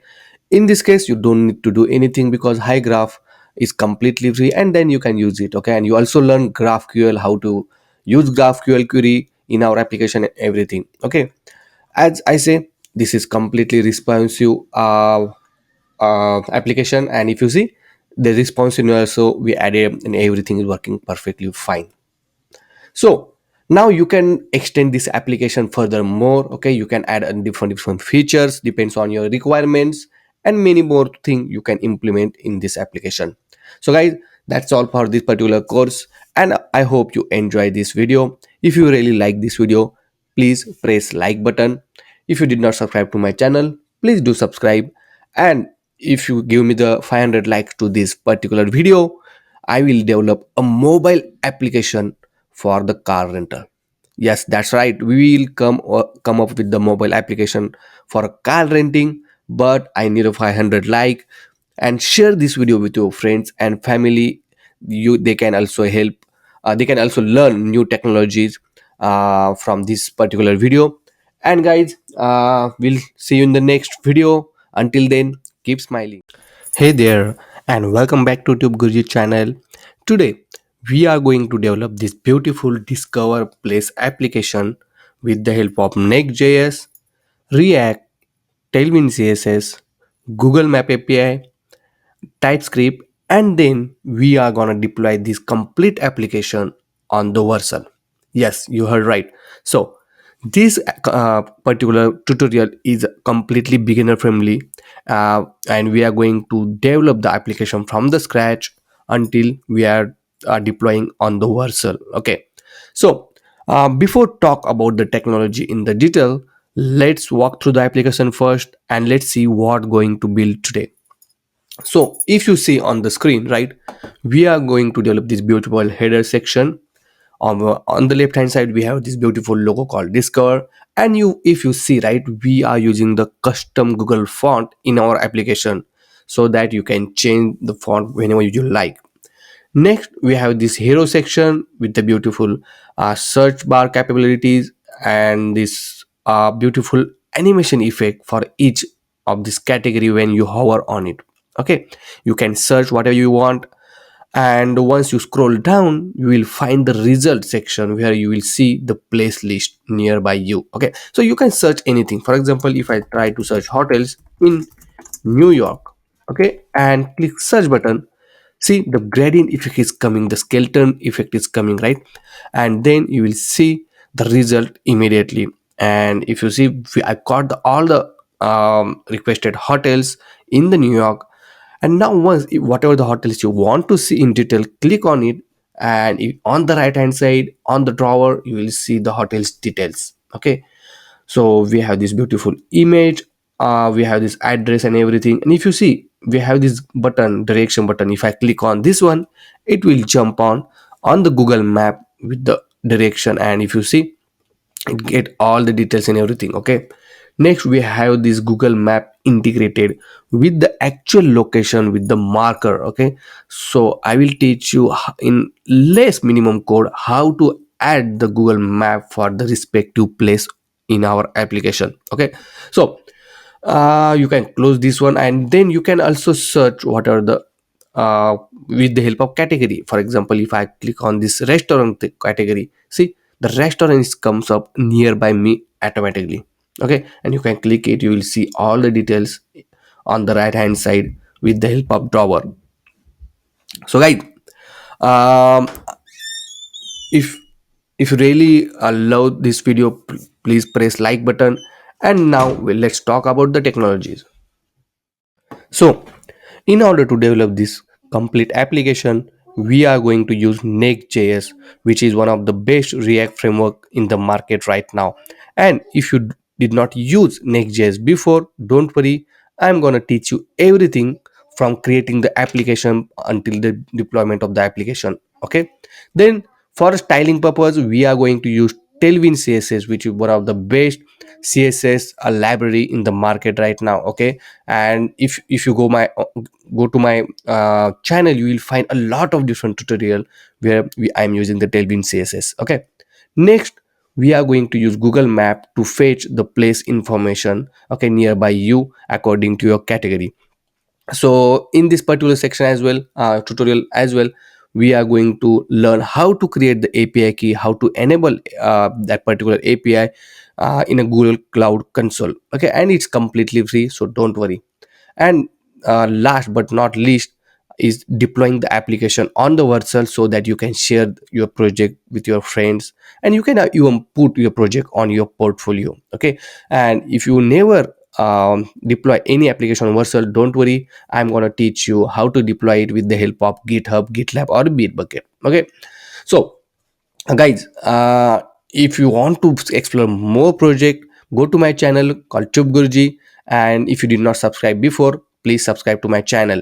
Here you will find a lot of different application with the help of building with the help of Next.js, the all the full stack application. Also you can learn a lot of React Native project from it. Okay, so before doing any further delay, click subscribe button and let's start building our application.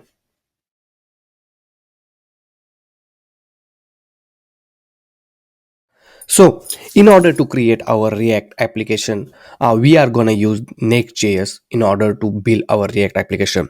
And Next.js is one of the best React framework currently in the market. okay, and it contains a lot of different feature.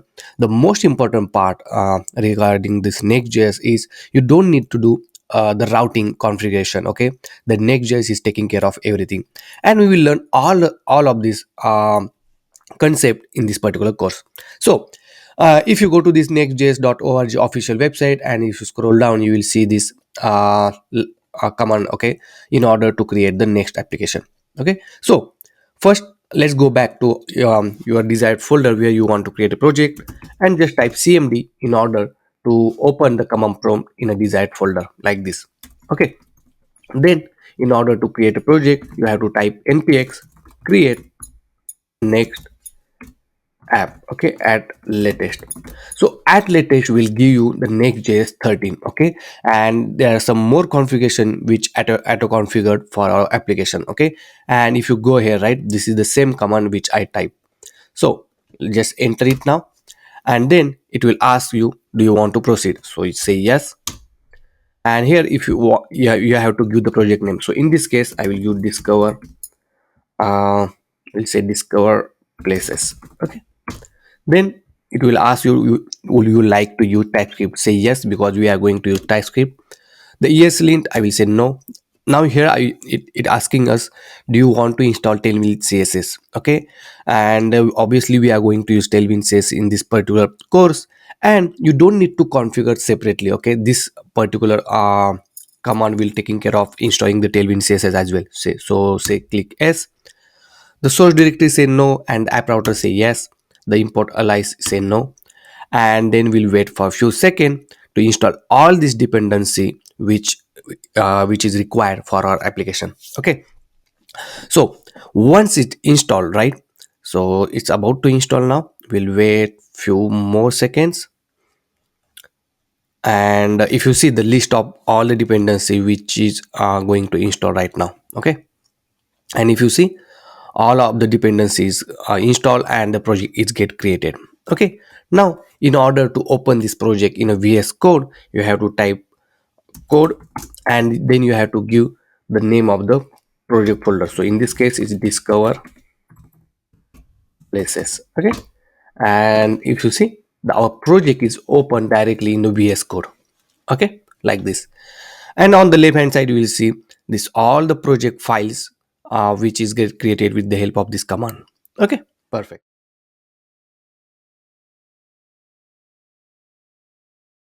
Now let's run the application. So in order to run the application, you have to open the terminal by going to this terminal and the new terminal. Okay, so it will open the terminal inside your VS Code only.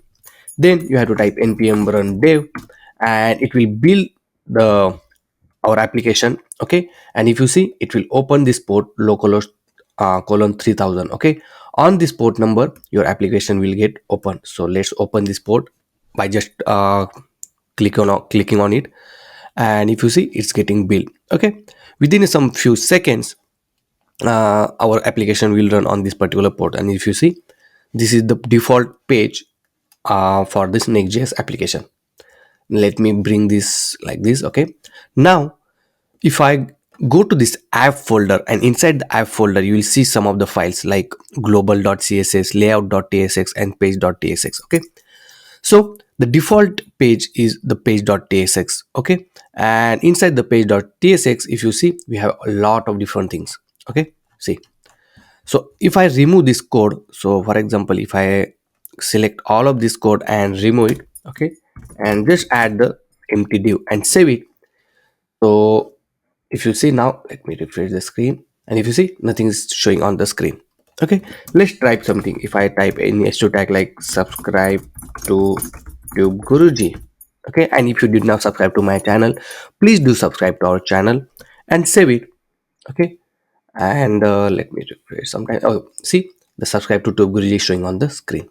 Okay, but along with that you will see this gradient lining. Okay, that is because inside the global.css, inside this root and this root, right, they applied some default css. Okay, so I will just remove this css, and then the particular line is gone, right, and background is white.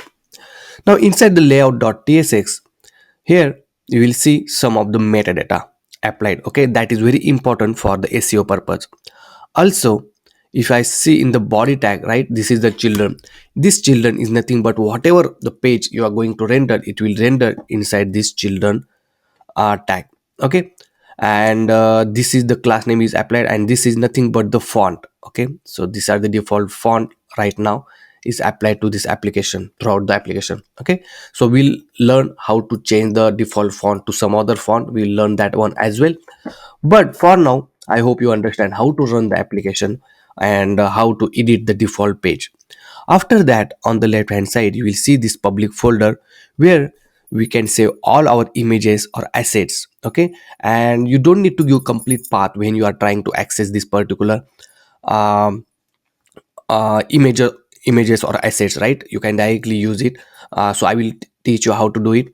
Then after that we have this next.config.js where it used to configure next related things. Okay, so that we will learn how to use this and how to write the configuration for the next.js. Okay, so we are going to use for our next.js images as well. When we are going to use a third party url images url, then that time we need to configure inside this next.config.js. After that we have this packet.json where it is written the script to run the application, to build the application, the name of the application along with the version and the dependency which is installed for this particular project. Then we have this post.css and tailwind.config.js, which is related to the Tailwind CSS configuration. And if you see right, this right now, the Tailwind CSS is applicable to this particular folder called pages, components, and app. You can add your own as well. Okay, so make sure whenever you create a new folder, this folder name should be contains in this particular content. Okay, then only the Tailwind CSS is applicable to that folder. Okay, perfect. I hope you understand this particular part and how to run the application. Next, we will start building and writing the code, and we will start developing our header section.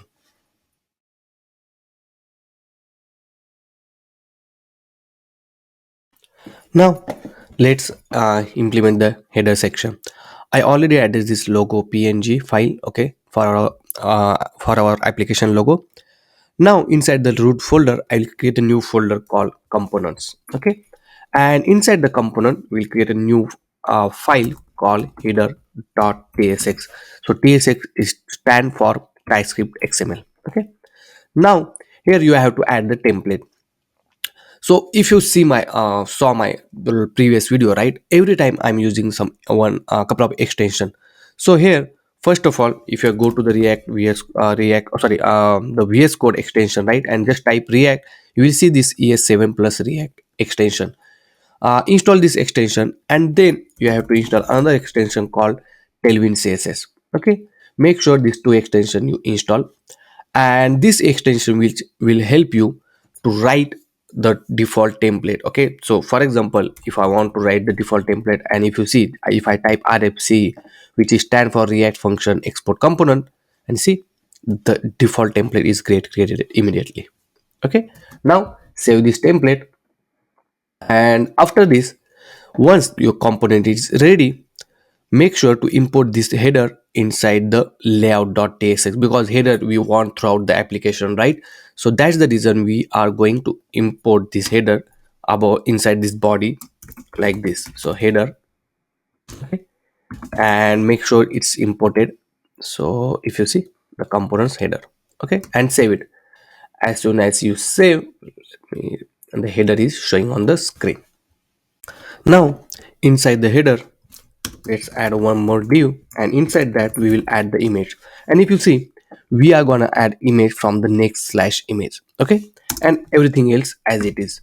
Once you add this image tag from the next slash image, make sure it's imported, okay, and close the tag. Now, as I told initially, right, our asset is in the public folder, and in order to access, just write logo.png. So slash logo.png, okay, and give some alternate name. So in this case, I will write logo.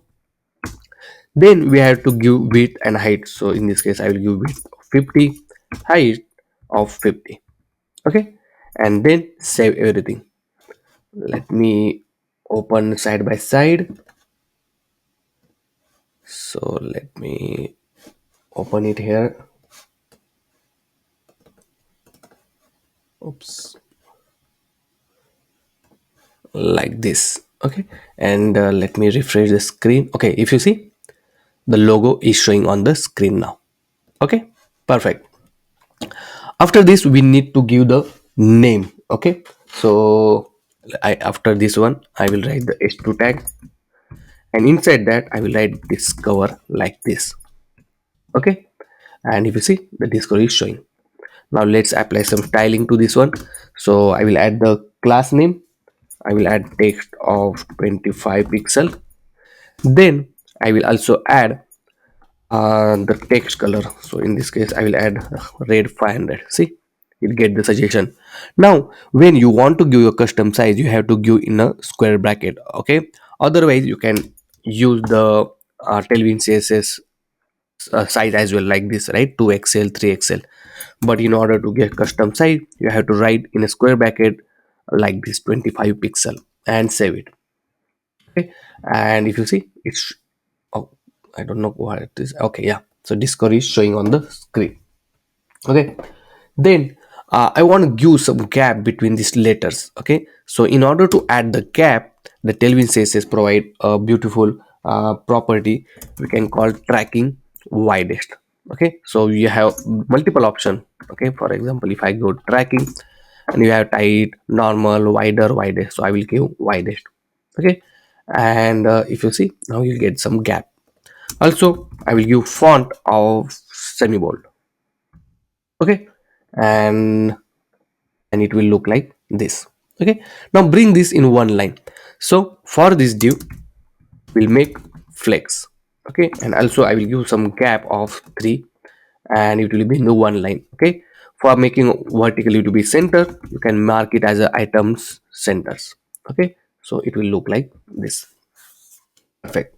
Okay, next we need to add the some menu like home, contact us, about us, right? So in order to add menu, I will add the unordered list, and inside that I will add the list, and we'll say home. Okay, and then about us, and then contact us, and save it. And if you see, this three menu is showing on the screen. Now bring this everything in one line. Okay, so what I will do, I will add class name to be flex, item to be in the center, and now it will be in the one line. Okay, now let's add some gap as well. So what we can do, we'll add some gap of 8 maybe. Okay, and now apply some styling to this list. So I will get text of 18 pixel. Then uh let's save this one, and let's see how it looks. See. Okay, now next what we have to do, once your user hover on this one, we want to change the color to red. Okay, so in order to add that effect, right, you have to write hover colon and whatever the effect you want to apply. So in this case I want to change the text color to text red 500. Okay, and save it.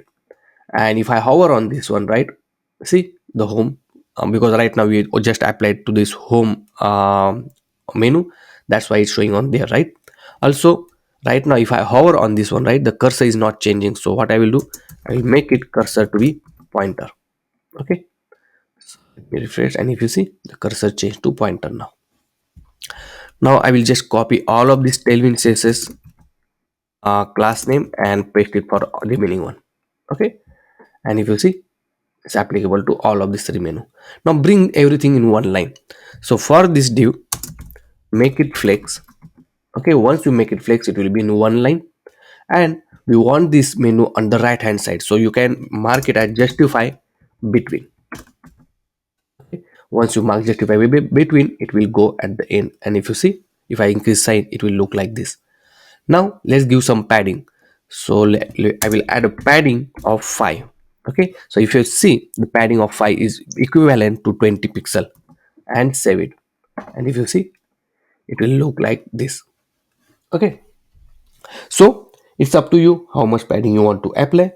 Also for visible purpose, right, I will also add the shadow to this uh, header.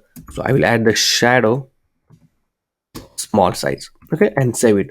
You have to refresh the screen. See, the vertical shadow effect is coming. Okay, this is how beautifully we can design. And perfect. Okay, I hope you understand this one. This is simple header we are developed for this application. Now this particular course is for is completely beginner friendly. Okay, and that's the reason we kept all the things simpler. Okay, we I don't want to confuse you guys, and that's the reason we keep UI simple, and we will learn a basic and advanced concept of the Next.js 13. Okay, one by one, because it is very important to learn the basic first, and then we will go from basic to advanced. Okay, I hope you understand this particular section, how to develop this beautiful header, and it's completely responsive as well.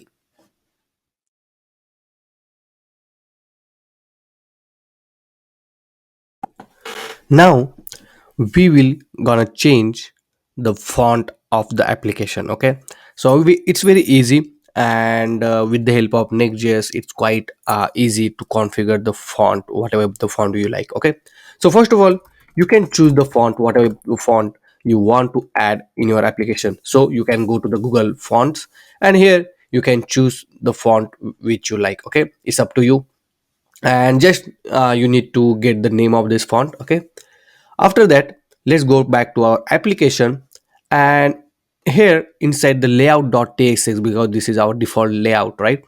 Inside the layout of layout.tsx, here you have to import that particular font. So by default currently it's inter font, right? And I'm gonna change to the railway. Okay, so I'm gonna use this railway font. Okay, now obviously here you have to replace inter with the railway. Okay, and I will change this constant name as the railway, like this. Okay, and now your the font is ready, right? This font you have to make sure to add in the body tag. Okay, so inside the class of the body you have to add that particular railway font, and you have to add this reference like this. Okay, and save it. Now once you save this font, refresh this particular screen, and if you see, the font is changed. Okay, previously it was different, but now it's completely changed. Now obviously you can add your font bold, semi bold, medium, whatever you like. Okay, it is applicable. Only thing you have to add in the class name, but other than that you updated the font completely for your application. This is how easy it is with the help of Next.js 13 to add and configure the your own custom Google font.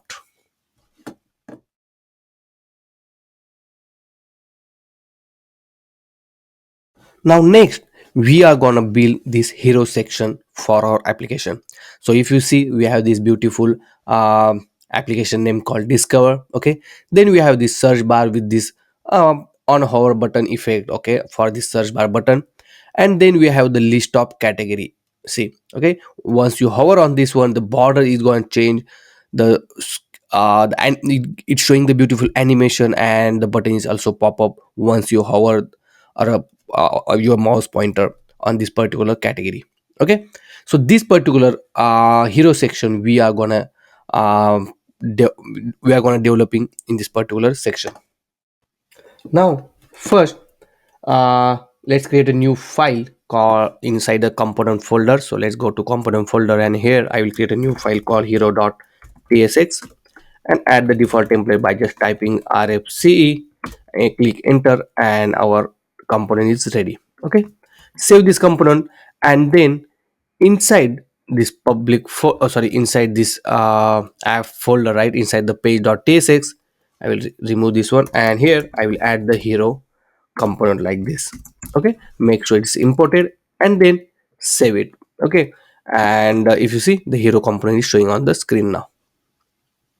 The first thing we need to add is the background. Okay, so in the public folder I added all the required assets for this particular hero section, right? And inside that we have this bg.png background. Okay, so obviously you can access this all the assets using my github source link. Okay, so you can access that link, and it is in the description below. Now let's go to the hero component, and inside this one I will add one div, and inside here I will add the image tag like this. Okay, so obviously this image tag is importing from the next slash image. Now we have to provide the source. So in this case, the source is slash bg.png. Okay, then we have to provide the alt. So in this case, we can say bg or hero. You can say hero image. Okay, then we have to provide the width. So I will provide the width of 800, height of 200. Obviously this you have to provide uh, as a required field. Okay, and then I will add some class name as well, but let's save it and let's see how it looking on the screen right now. Okay, see, it's look like this.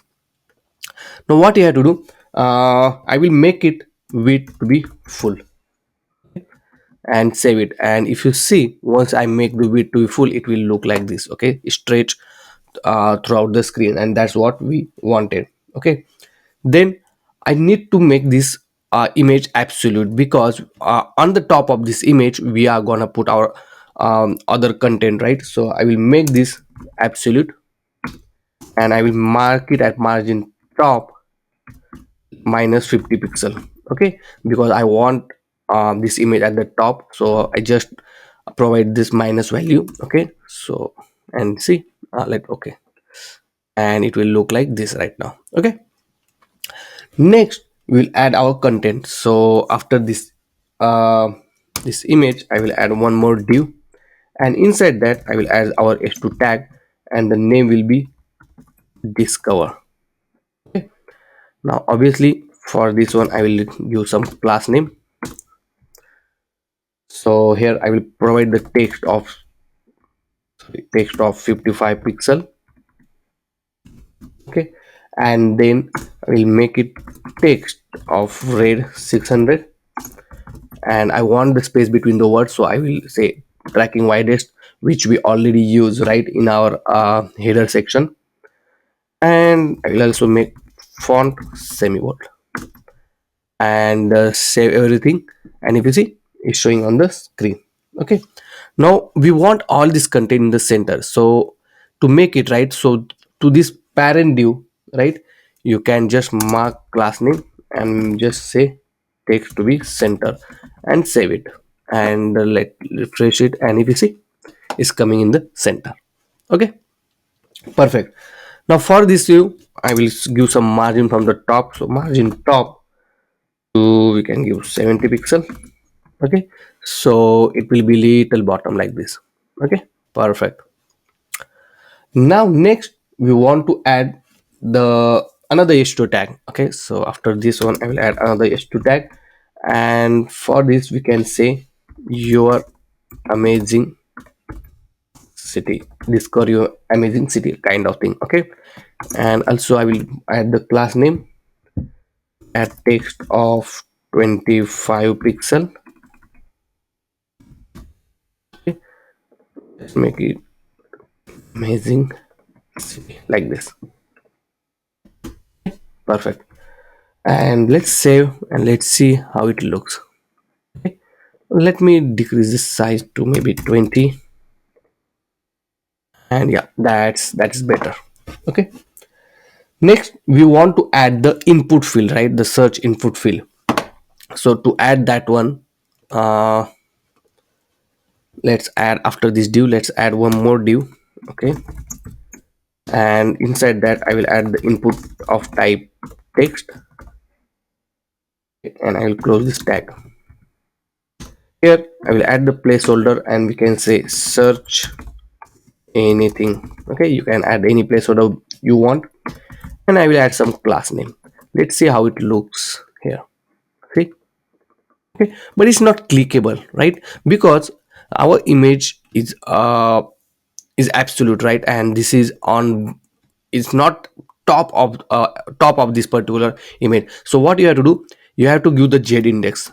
Okay, so I will give z index to 10, and if you see, let me see, so we can give the z index to this one. I'm not sure why it's not working, let me check.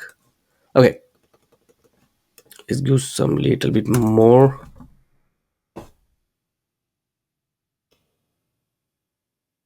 See, it's showing. Okay, but let's do one thing. Let's add some styling to this first. So here we can say background to be white, then we'll give some padding of 3 maybe. Okay, then I will add a border of 1 pixel, and that border need to be a rounded full. Okay, like this, and I will give padding x as well to 5, and let's see how it looks. See. Okay, now I want to increase the width. So what you can do, you can just write width of 30, I will do 36%. Okay, and we'll give some shadow to be small. And if you see, okay, perfect, right? Now after this one, for this div, right, this is our parent div for this particular input. So what I will do, I will add the class name. Let's first of all, let's add the margin top to 5, like this. Okay, and yeah, that's everything. Let's add Z here because I'm not sure why it's not working there, but let's see. It's still not, it's behind, right? That's the reason the background also is not applicable to this one. So another thing we can do is, because Z index is the important thing, let's try to give Z index to this one as well.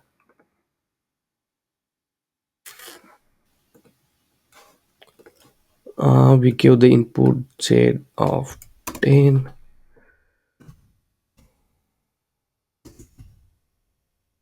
and save. Okay, background white, input type is equal to text, and everything looks good to me.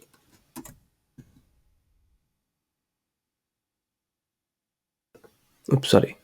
Okay, we'll check that in a moment, but I hope you understand this particular part, right?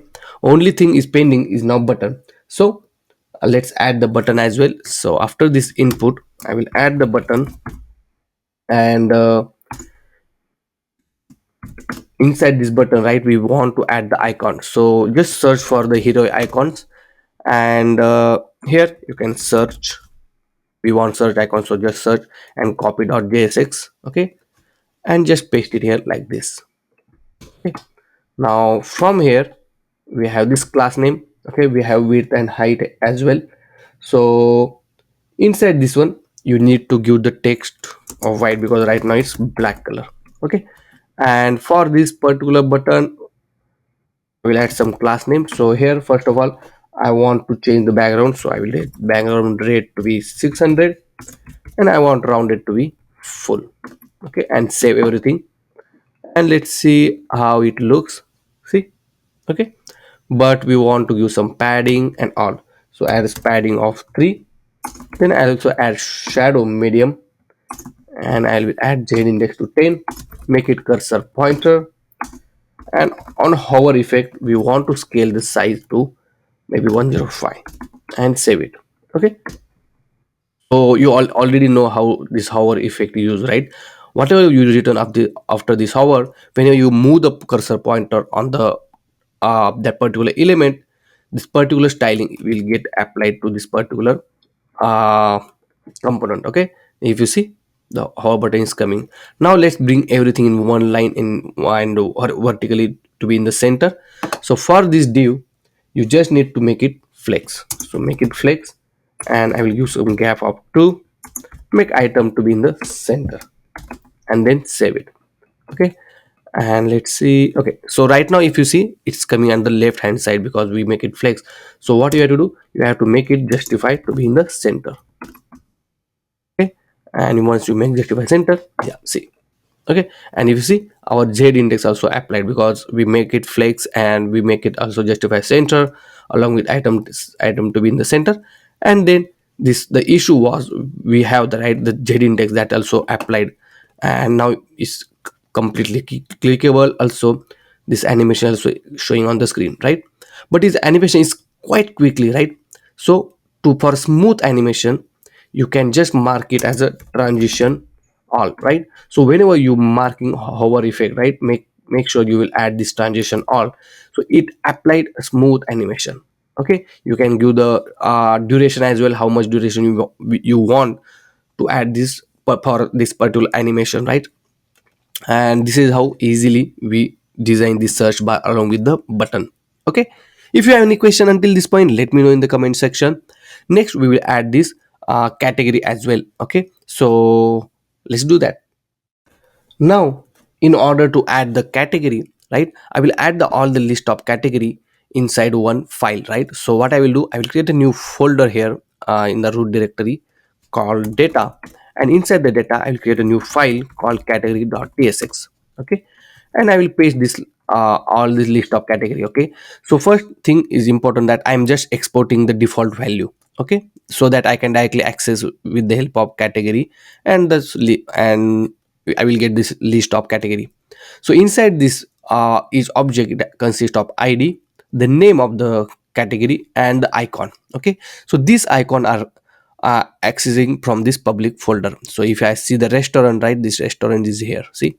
Okay, so it is in the black color, so and so on. So let's save this one, and then inside the components in the heroes.tsx, after this one we will add our list of category. Okay, so after this div we'll add the list of category. So after this div we'll add the h2 tag, so h2, and here I will say or browse the category kind of thing. Okay, and save it, and let's see how it looks. See. Okay, so obviously for this div you can give some margin, so I will give margin top 5. Okay, and save it. Next we want to add the list of categories, so I will wrap this in one div. Obviously when you are trying to access it and you want to iterate this value, right, you have to you have to write it in the curly braces. Okay, then you have to write the data, so in this case is category, and if you type the category it will give the suggestion the category from the data slash category. Okay, so import that one dot map. Okay, inside that one we have to give item comma index. Okay, and then the arrow function like this. So if you see right now, uh, inside this particular map, okay, you can add your code to whatever the value you want to show on the UI. Okay, so I will add the div like this. Okay, just end that div, and if I type something, for example if I type category and save it, right, so this category name will display multiple times. See, because it's iterating correctly. For example, if it's there are 7 or 8 list, sorry, the object list, then it will iterate that much time. Okay, perfect. Now inside this one, let's add the image first. So I will add the image tag. Okay, this image tag is importing from the next slash image, then source tag, and here I will add the item dot icon. Okay, this item dot icon is coming from this category. See this one. Okay, that's what I'm accessing. Give the alt name, so alt name I will give the name of the category only, item dot name. Okay, like this. Then we have to give some width, so width will be 30, height will be 30, like this, and save everything. Now let's go back to application, and if you see our category is showing on the this left hand side. See. Okay, now let's apply some styling to this image. So for this div we'll add the class name, and first thing I will add the border of 1 pixel. Then I will add the width of 60 pixel. Okay, for this particular div. Then I will add the padding, so let's add padding of 4, background to be white, and I will make it rounded to be full. Okay, and save it, and let's see how it looks. See, it's showing with the beautiful styling is applied to this particular category. Now we want to bring everything here. Okay, so in order to bring it right to this div about this list of category, right, here you have to apply class name and you have to mark it as a grid. Okay, so whenever the screen size is smaller, start from there, right. You have to think, if the screen size is smaller, how many category you want to show on the screen. So in this case I will say grid column 3. So 3 column I want to show. When the screen size is medium or larger, how many column you want to show? So in this case you can say maybe 6 or 7. Okay, and then save it. And you have to also, let's see how it looks first. Okay, and see, it's spread throughout the screen. So let's add some width. Okay, so here you can say width of 50%. Okay, 50%, and you have to make it justify to be in the center. Okay, let's give some gap if needed, and we'll also add the margin from the top, and let's save everything. And if you see, it will look like this. Okay, perfectly fine. Now obviously we want everything to be in the center. So for this particular div, just make flex column, because you are adding here, right? You are adding this tag as well, right? That's the reason we want in the column type, and make it justify center. And if I see here, okay, wait, so I don't know why. Let's make it item to be in center, because it's column, right? Still it's showing on the left hand side, right? So what else we miss? Flex column, justify center, we mark it as a flex as well. So here we make one mistake call. Here don't need to write this first letter and then save it, right? And now if you read the screen, see, it's coming in the center, right? But we want this background to be white, right? This background to be white, and we also want to add some styling to this one. Okay, so let's go back to this div, right? And make the z index to be 10. Okay, and let's try it now. See, the white background is showing on the screen now, right? Now once you hover on this one, right, we want to do couple of things. First, we want to change this cursor pointer. Then on hover we want to scale the size, and then we want to change back the border color to red. Okay, so here on hover we want to change the border color. So let's say text red to 600. On hover we want to scale the size, so I will say 110, and we want to make the cursor pointer.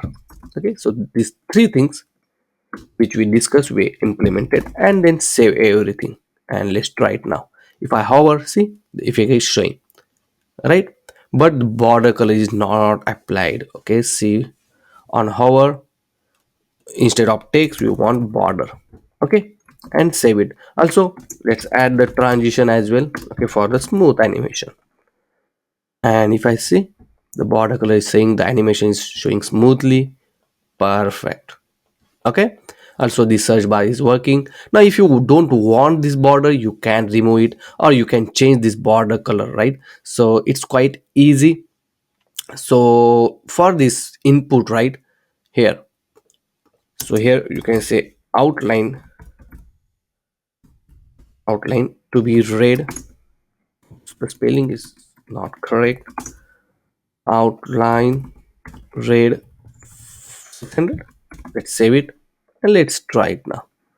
Okay. So see, oh sorry, and if you see, the border color is changed. You can little bit change this color to 300. Again, we don't want darker. Oops, what is happening? And see, perfect. Okay, and this color is also showing beautifully.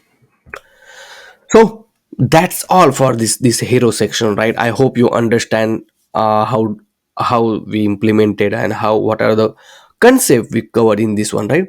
Now one question you might have: why we are using this index, and what is the purpose of this index variable?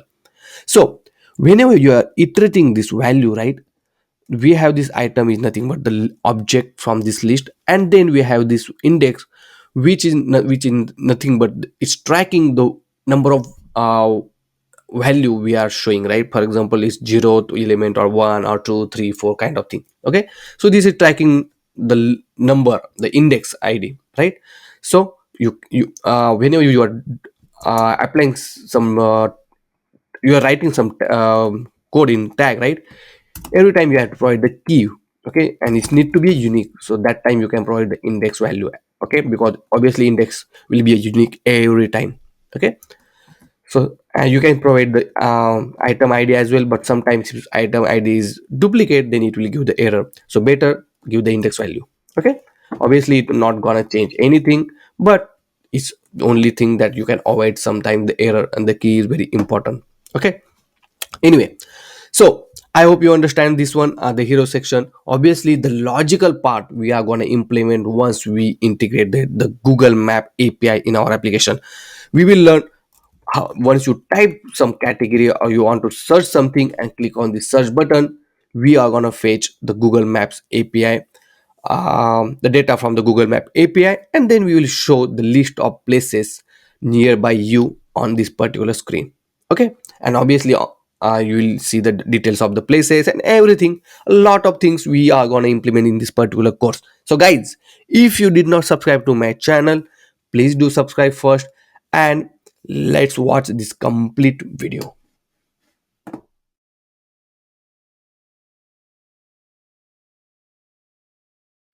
So in this section, we are going to configure Google Place API. Okay. So first of all, let's go to the Google Place API documentation. Okay. And here, if you go on this particular URL, I will put the URL in the link in the description. And here you have find a different type of option, right, to find the place, nearby search, or text search. So text search means you can just enter something and it will give the result, okay. So obviously we are going to use text search, but you can do the find place or nearby search as well, okay. So click on text search, and here you will find the API endpoint, right. This is the basic structure how to call this API endpoint. And if you scroll further down, you will find the endpoint, okay. For example, you have to call this one, and in the query you have to pass the value which you want to find. So in this case, user is searching restaurant in Sydney, and then you will get the result, okay. Also, uh, you have to pass this API key as well, okay. I will let you know how to create the API key in a moment, okay. But if you scroll more down, you can also find the all the nearby places depend on your location, okay. So here you have to send your location to this API endpoint, and then you have to pass the query as well, as simple as that, okay. Along with the radius you can pass it, and the API key, okay.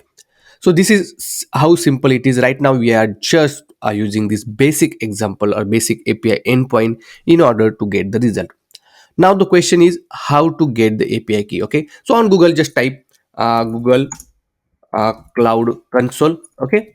And then this is the official URL, okay. So Cloud Console, here you have to say go to console. If you did not have account, create one. Now many users have issue that they don't have the credit card details, okay. So in this case, obviously you cannot use the Google API endpoint. Some in some country it's allowed, in some it's not, right. So you can also add the debit card or credit card if you have your parents debit card or credit card, okay. It's totally fine. Again, it's completely free, okay. The free trial is available and it's completely free to use. So don't worry that you will get charged immediately. No, you will not get any charge, okay. So this is very important. Just add the credit card if you have, and if you don't have, I will let you know what to do. And if you don't have the credit card, okay, you can create your own API with the backend like Strapi or something else, Graphy. You can refer my some of the previous video, right. I use the own CMS, and then you can add your own data inside that and use that API to show the information on the UI side as well, okay. But right now we are going to use this Google Place API. So once you are on this home page of this Google Cloud Console, here on the left hand side you have to go to this API service, okay. Inside this API service, you can enable the API service, okay. You can just search the API like Google Place API, right. And once you are in this Google Place API, you have to enable that API, okay. And you will find a bunch of different type of API here, okay. So in this case, this Place API, and here you will see this button kind of enable, and just click enable, okay. After that, once again go back to this API service, let me go back. Okay, so once you are in this API service section, go to this key and credentials, and here you can create a new credential. That's all, and you have to say API key. Okay, so I already have this API key, don't use mine. Okay, and just copy this API key from here. You have to fill some of the information and then click next. Okay, once you have this API key, go back to your application, and here you have to create a new file. Okay, so you can say .env.local.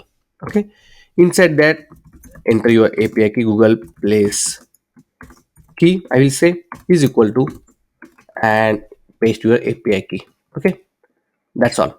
Now you have the API key ready. Okay, and now we need to create the next API. Okay, so in Next13 API, we will call that API in the API in API, and then you have to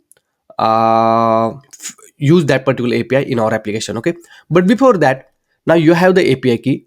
Okay, let's, for now I will paste it here like this. Okay, and then go to this API endpoint. Okay, I will copy this API endpoint until this point. Okay, and I will paste it here like this. Okay, so this is the simple API endpoint call along with the API key, and click enter. Okay, as soon as you click enter, you will find the result, right? If you see the business status, the address along with this location, then you have the restaurant name, the opening hours, the photo as well. Okay, the photo reference, then it also have the rating and lot of things. Okay, and it has a bunch of, it's not only one result, but you will find around 20 result in one go. Okay, so perfect, it's working perfectly fine. Our API endpoint is working. Now the question is how to call it in the Next13 application. So if you go to this routing, okay, routing handler, and in Next.js 13 documentation, here you will find how to add the API inside the Next13 application. Okay, so inside the app folder, we have to create a new folder called API, and inside that we have to create route.js. Okay, and it will create a default route. Obviously, if you want endpoint, you have to give the folder name, and inside that you have to write route.js. Okay, so obviously I will teach you how to create it and how to use this place API inside this Next.js 13 API, so that we can use in our application.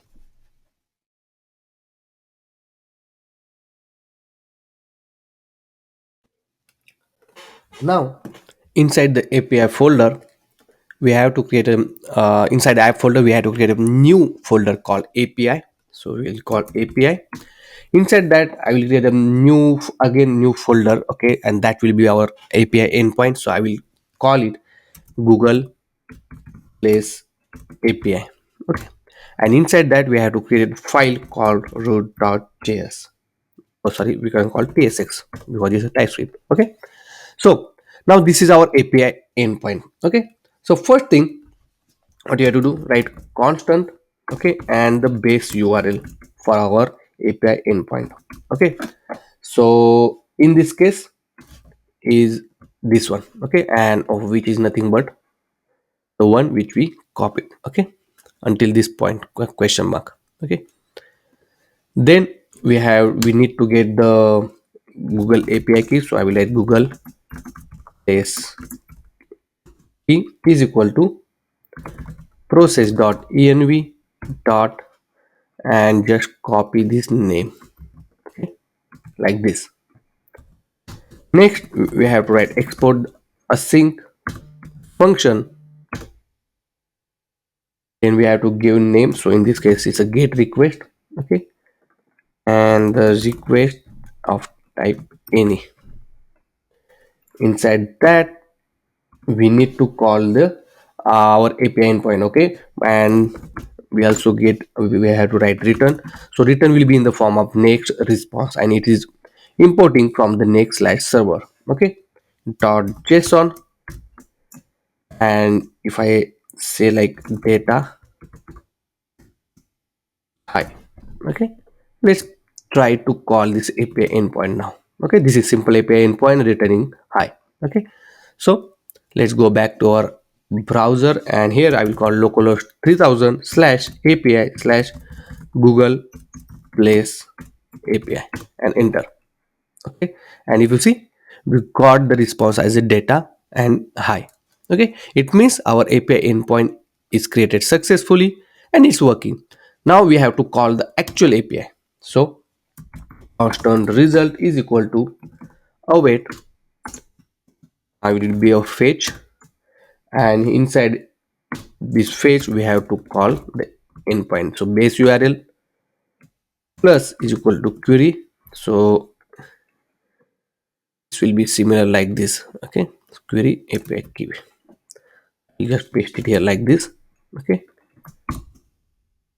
plus it will be colon, and the API key is nothing but this Google Plus key. So I paste it here like this. Okay, then you have to pass the header as well. Just pass header here, comma header. Okay, then constant here will say response is equal to await result.json.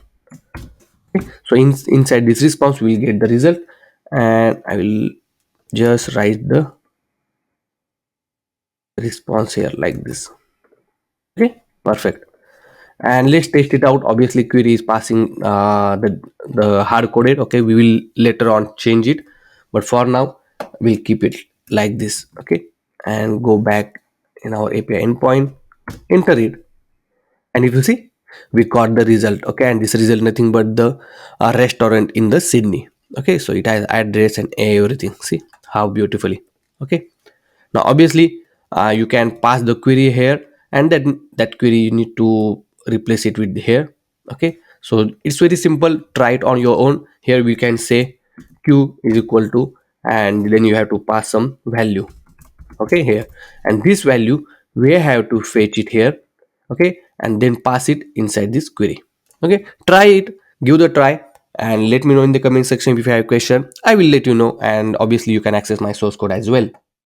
Now here you just need to write this search params. Okay, is equal to new URL, and from the request variable you have to get the URL, and then you have to get the value, whatever the value you are passing to the field name. Okay, that field name you have to pass it here, and then save it in a one variable or constant, and then I added it, pass it it as a query. Okay, now save this one, and let's go back and just type, for example, question mark query is equal to hotels in New York, and enter, and if you see we got the hotels in New York. Okay, so this is how simple it is. Only thing we have to pass the API endpoint with the query, and then we will get the result.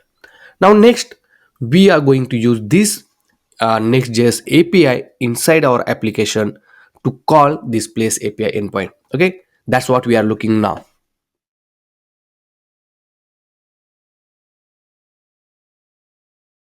Now let's go back to our VS code. Okay, and inside here, inside the components, we'll create a new component, and we can call place list.tsx.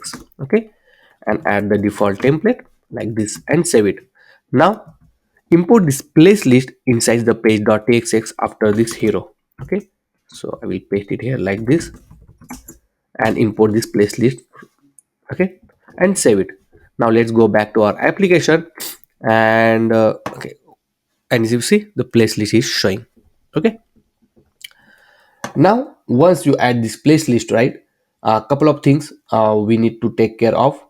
So first thing, let's go to the place list, and here what I will do, sorry, I will add the class name, and I will add the padding x to 10 pixel when the screen size is smaller, and when the screen size is medium I will add the padding x to 120 pixel. Okay, and I will give some margin from top to 7, and this will be place list. I will give the heading in h2 tag as a search result results. Okay, sorry, result, and I will add the class name. I will add text of 20 pixel, and then font to be bold. Okay, and save everything. Okay, and if you see, the search result is showing on the screen now. Perfect. Now here what we need to do, first of all, let's fetch the response, fetch the API, right? So we'll fetch it in page.tsx. Okay, so let's go to the page.tsx, and here I will make one method function call. So let's say constant get place list is equal to, it will be async like this. Okay, now constant result is equal to await fetch, and obviously we need to fetch it from our local, so you need to add slash API slash Google place API. This is our endpoint, right? Question mark query you need to pass is equal to, so for now I will pass it as a hotels. We'll pass the dummy one, so hotels in New York, like this. Okay, and after this one we need to get constant data is equal to await result dot json, like this. Now we'll console this result, so console this data, whatever data we are getting, we'll see. And obviously our this function is ready, but we need to call it, right? So in order to call it, we are using this use effect inbuilt hook. If you don't know about the use effect, right, so let me explain. So this use effect is a React hook. Okay, and it will execute for each instance. Okay, whenever the application is load, it will execute in infinite time. Okay, if you define like this. Okay, but once we load this component, we only want to execute only once. So in order to do that, you need to write this use effect, and here you have to pass the empty array like this. Okay, so it will execute only once. If you want to execute whenever the some variable change, that variable name xyz, whatever variable name is, here you have to provide like this. Okay, so we'll see next, but right now we only want to execute only once. Okay, and now you can call this get place list here. So whenever the this components load, this use if will get load, and this get place list will get called. Now save everything, open the inspect panel. Okay, go to the console, clean everything, and refresh the screen. Let's see.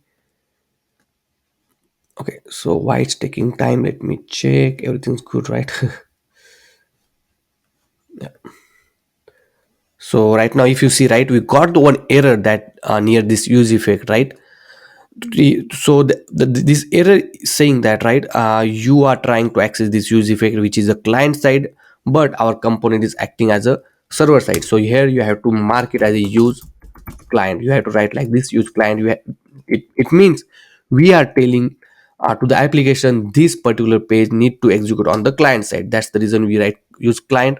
Now, and if you see, we got the response. Okay, and inside the response we have this results. Okay, object, and inside that we have the list of all the places. Okay, so in order to access this result, we can just write data dot response dot results. Okay, and now we will only get the uh expected result. See, the 20 place list is showing on the screen. Okay, I hope you understand this one. Now we need to save it in one state so that we can pass it into the place list, right? So here define a state constant, we'll say place list comma set place list is equal to use state. Again, use state is a React inbuilt hook, and which used to hold the value. Okay, so this place list will hold the value, and set place list will set the value for this place list. Okay, so initially I will pass the empty array, and over here I will just set place list, and I will pass this value which we required. Okay, and now what I will do, I will say here, if place list is there, then only show this place list component, otherwise show nothing. And so that I will pass as a null, and here just pass the place list is equal to place list. okay, like this. Now if you see, we got the error because inside the place list component we don't have any props, so you can accept it as a props like this, okay. And I will pass the type any. Now the reason that I'm passing any, because if you see, right, this object list is too big, right, and I don't want to put everything in one an interface. So that is the reason I'm passing any, so that is a type, the object type of any, and any value can hold, this place list can hold, okay. Perfect. Now we have the place list here inside this place list component, and page.txx fetching this get place list from the API. Okay. So until this point, if you have any question, let me know in the comment section. You can directly DM me on my Instagram channel, and you can follow my Instagram channel there as well. Okay. Next, we are gonna implement or show it on the UI, the all the playlist which we faced. Okay, and guys, if you did not subscribe to my channel, please do subscribe, and you can go to this my channel, and then you can find a lot of different contents. You can learn React, Next.js, and lot of different things. Okay, go ahead and watch it, and let's move forward.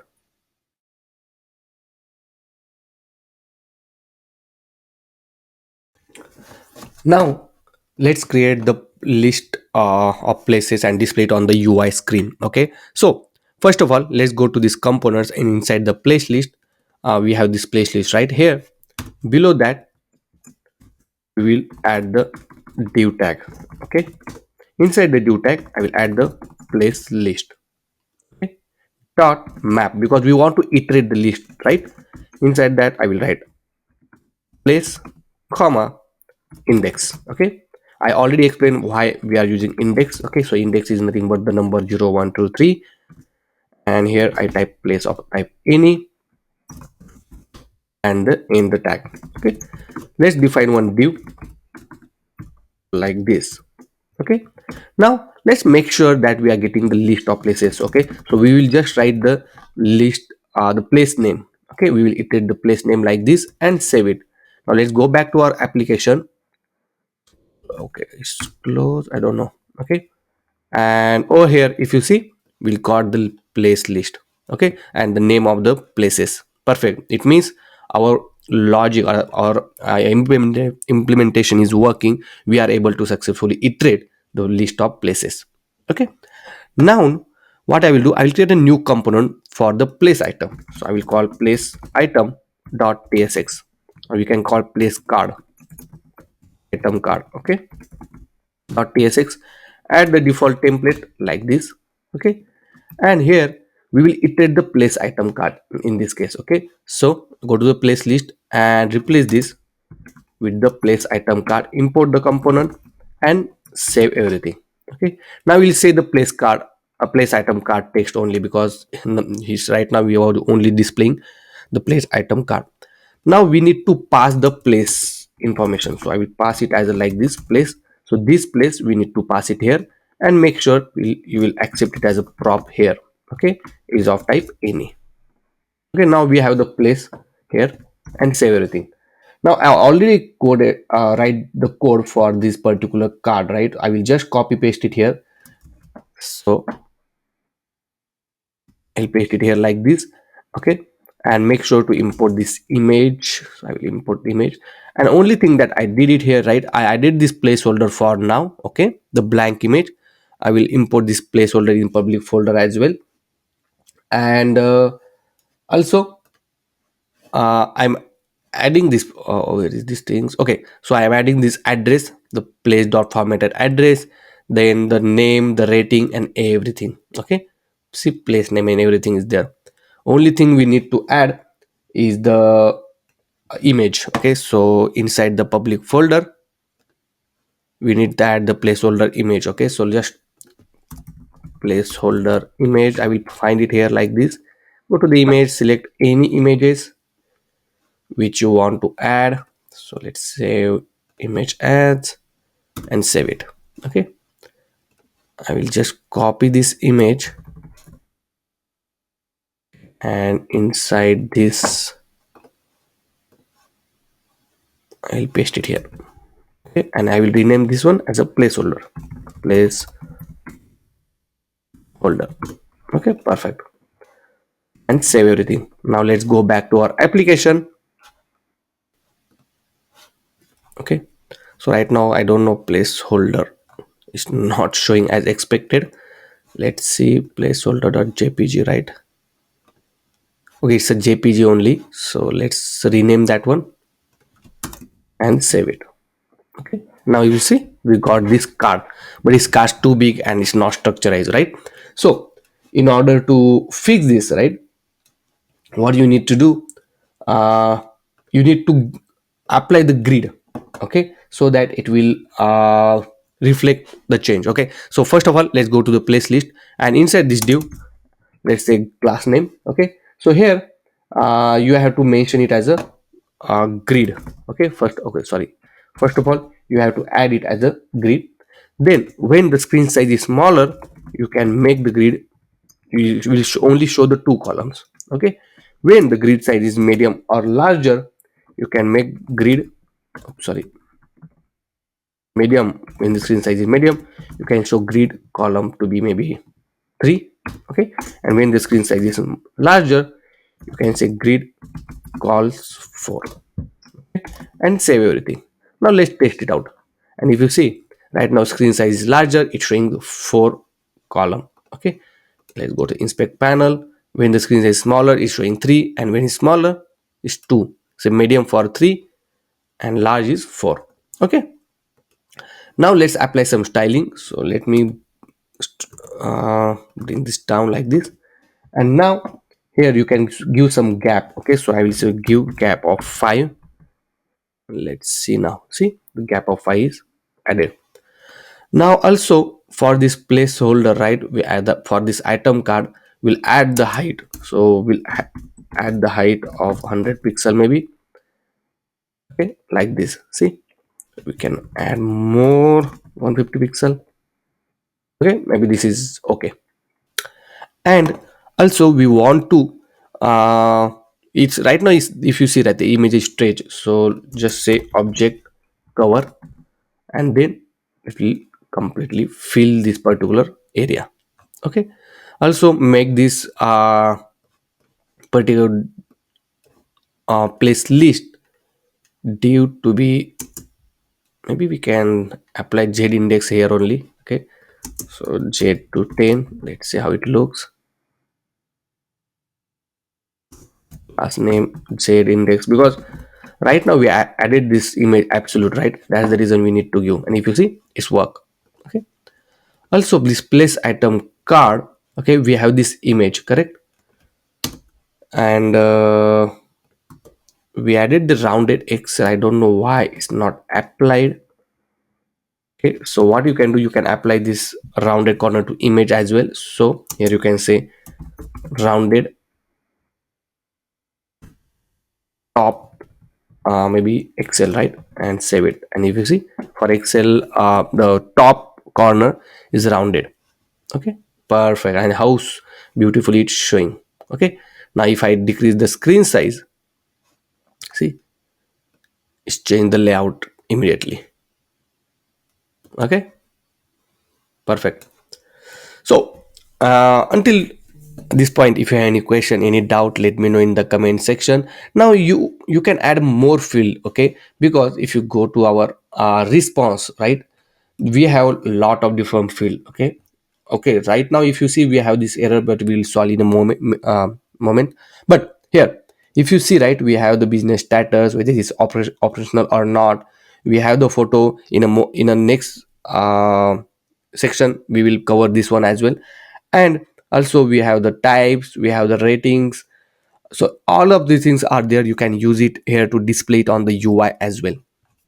Okay, so now another thing, right, that we have this error is because it's saying that each child in the list should have the unique key prop. Okay, so inside the place list, right, inside this div, we need to provide the key props, and that's the reason we added this index. So obviously index is unique, and that's the reason we're showing here. Now clean everything, refresh the screen, and make sure that error is no longer there. See, okay, Perfect.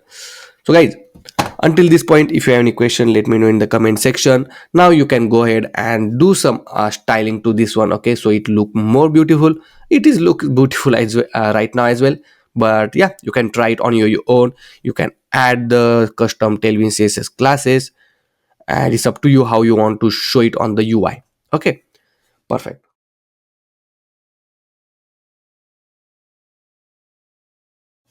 So now we need to show the actual place image here, right now we are showing the placeholder, but we need to replace it with the actual image. Okay, and if you see the response, right, let's go to the inspect panel and let's see the response. Inside this response, right, we have this photos object, and inside that, the first element, we have this photo reference. And if you see, we don't have any URL in order to show the image, right? So with the help of this photo reference, we need to fetch the photo for this place. Okay, and for that one, the Google is providing another API called place photos. Okay, and if you scroll down, right, here is the example in order to fetch the photo. So this is the particular endpoint, and this is the photo reference, and the this photo reference, we need to pass it to this photo reference variable. Okay, so if you see this photo reference, we need to pass, and then the last is API key. Okay, so first of all, let's copy this endpoint. Okay, I will copy this one, and let's go back to our application. So here, right, I already defined this base URL photo. See, okay, so this base URL nothing but the one which we copied, and then inside this source I will remove this one because this is the dynamic one. We have to write in a curly braces. So first thing, we have to write base URL photo, then we have to add the next thing is this photo reference is equal to. Okay, so photo reference is equal to, and we need to add this photo reference, uh this particular photo reference, so it is in the photos. Okay, and this photo reference, so we have to write, let me bring this down. So place question mark photos of 0 dot, and we have photo reference. So photo reference like this. Okay, I'm giving the question mark because if it's not there, it will not throw any error. Okay, next we have to add the key, right? So this is the, oh, sorry, this is the key we need to add. So add key is equal to, add key is equal to, okay, so this needs to be in the curly braces, so quote, and here we are going to provide the process dot env, right? And now in this case, right, because we are accessing the API on the client side, right, we need to write API key like this, next public, and this name of the key. Okay, and is equal to this particular API key. Okay, because we are accessing this API key on the client side, and that's the reason we have to mark it, the API key as a public. Okay, now let's save this one, and now here we need to add this API key as well. Okay, and now save everything.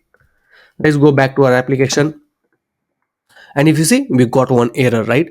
This error is showing that the hostname maps.googleapi.com is not configured under the images in your next.config.js. Okay, so whenever you are trying to access any URL inside the next config for the image, you need to configure the host name or a domain name inside the next.config.js. Okay, this is for the security purpose. So let's go to this next.config.js, and inside this next config we have to write images. Inside this one we have to write domains, and here we need to give the list of domains. So in this case, we have to mark it, we have to add this domain. Okay, if you have multiple domain, just give comma and add the remaining domain. Okay, so I saved this one. Obviously once you save, right, you need to restart the server because you modified the configuration file. Okay, so I will write npm run dev, and our project is running. Let's refresh the screen and just wait for a few seconds to build the application. So okay, so if you see, our application is built, and we see we got the result as well. Okay, so if you see, we have this all this information with the image, the place information, and everything. Okay, and as I say, this is completely responsive. Okay, if I decrease the size, see how beautifully it's changing the layout along with this category, along with this list of places as well. Okay, so I hope you understand how to use the Google Map Place Photo API in order to show the image for each the place. Okay, perfect.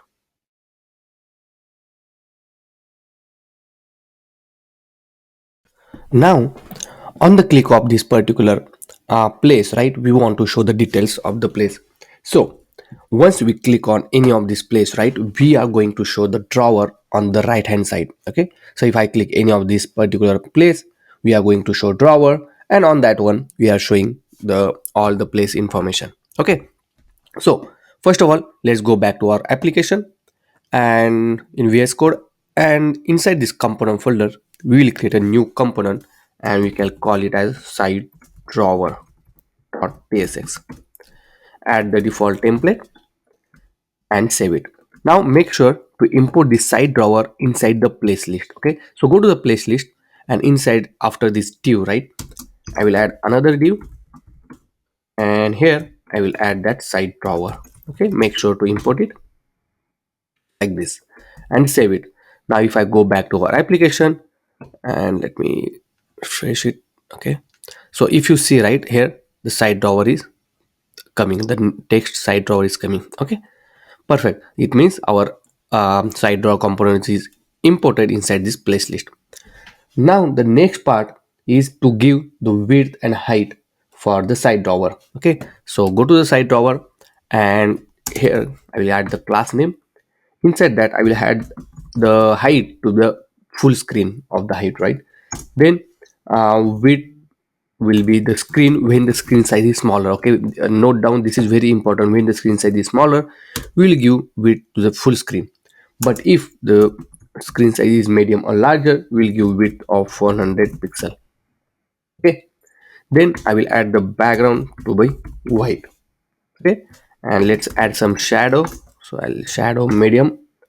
Okay, we'll add some padding of 5 and z index to 20. Okay, and let's go back to our application, and if you see, the side drawer is coming, but it's coming below this place list, right, and you want it on the right hand side. So what to make it that one, right, you have two options. You can make it absolute, or you can make sticky. Okay, there is some difference. If you make the absolute, right, it will at the top side only, and when you scroll you will not see that one. Okay, so make it as a sticky. So let's go back here and make it sticky, and let's see how it looks now. So let me refresh the screen.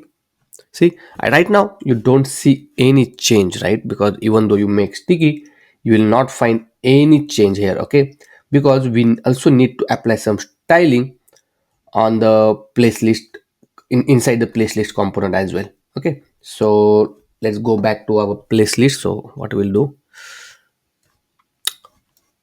let's go back to the place list, and inside this div right here, we need to apply some classes. Okay, so add class name, and here we can make fix. Then we want at the top of 0, and let's see how it looks. See, it's coming at the top, right?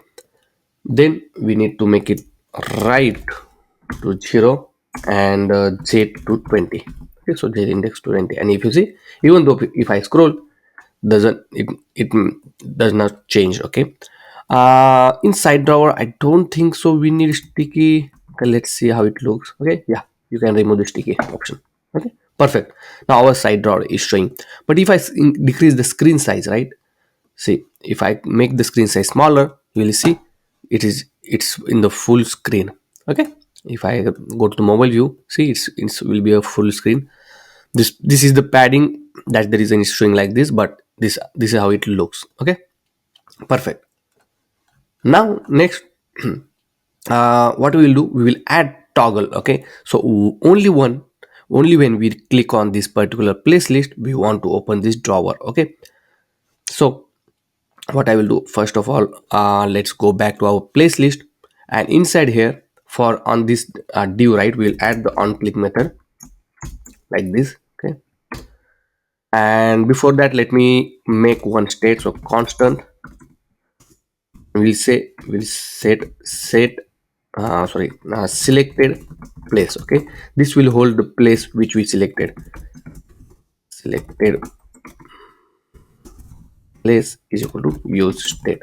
Okay, and the value is empty initially, and when you click on the place right inside this on click method, we will add set selected place and we'll pass the place value. Okay, only one place information will store in this selected place state.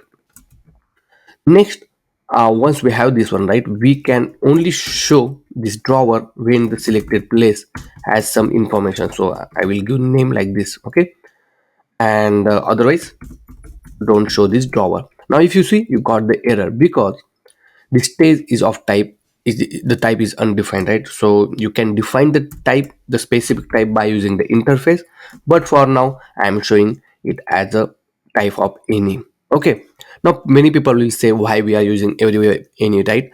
Because for the simplicity purpose, right, if I define the interface with the like this, right, and you have to define a lot of different fields. Okay, it's very time consuming.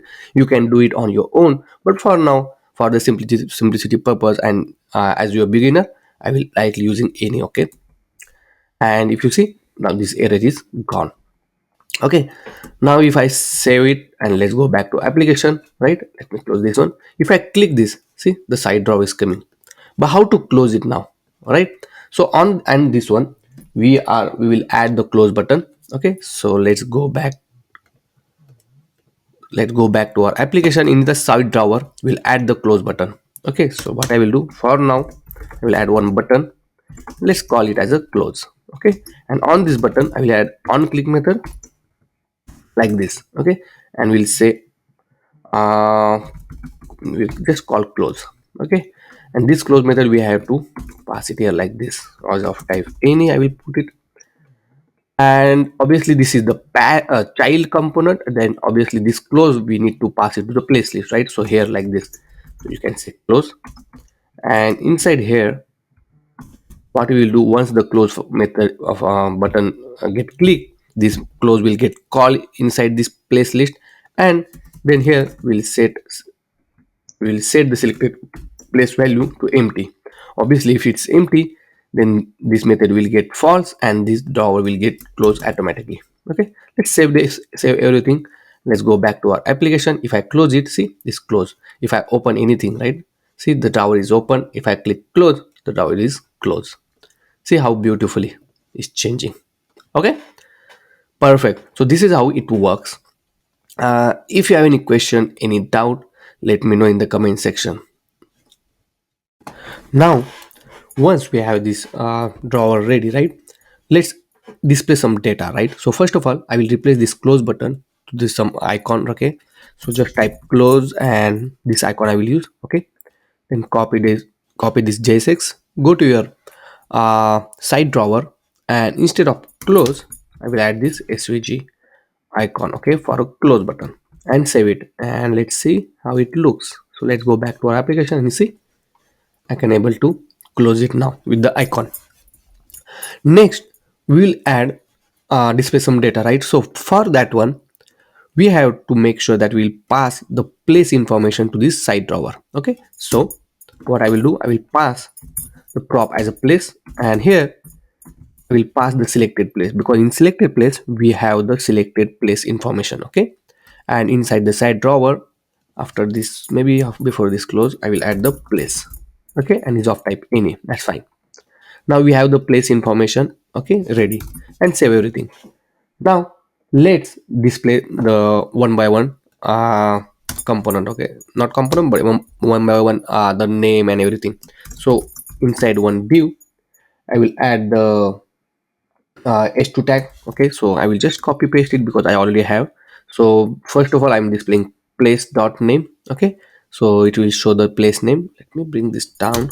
Okay, and I applied some styling as well. Okay, so if you go back, we see the place name is showing. Okay, then we'll show the image.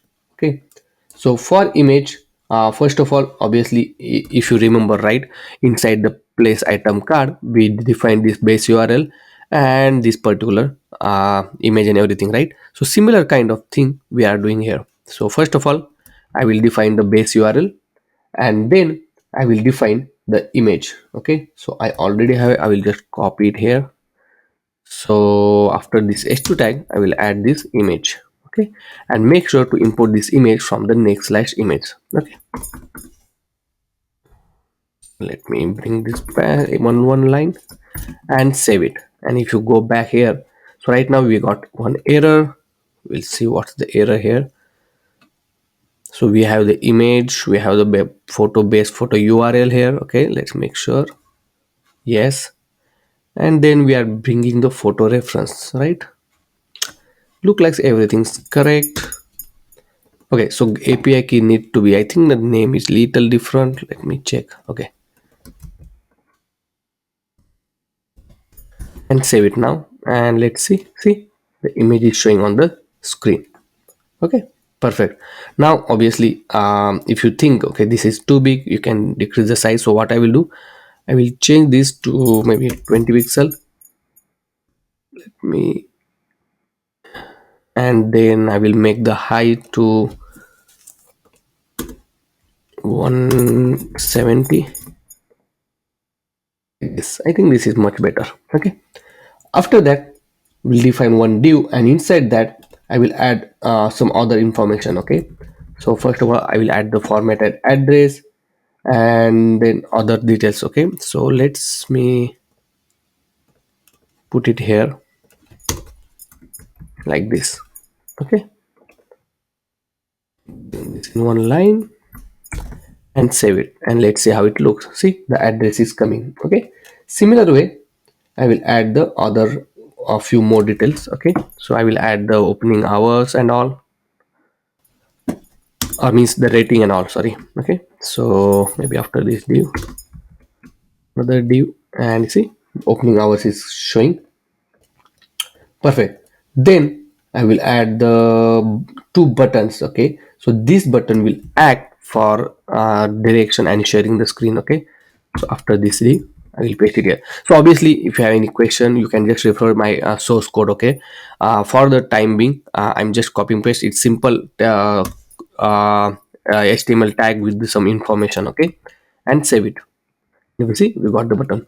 Now what we need to do, we need to show the map. Okay, the location of the particular selected place below this one. Okay, but question is how to show it.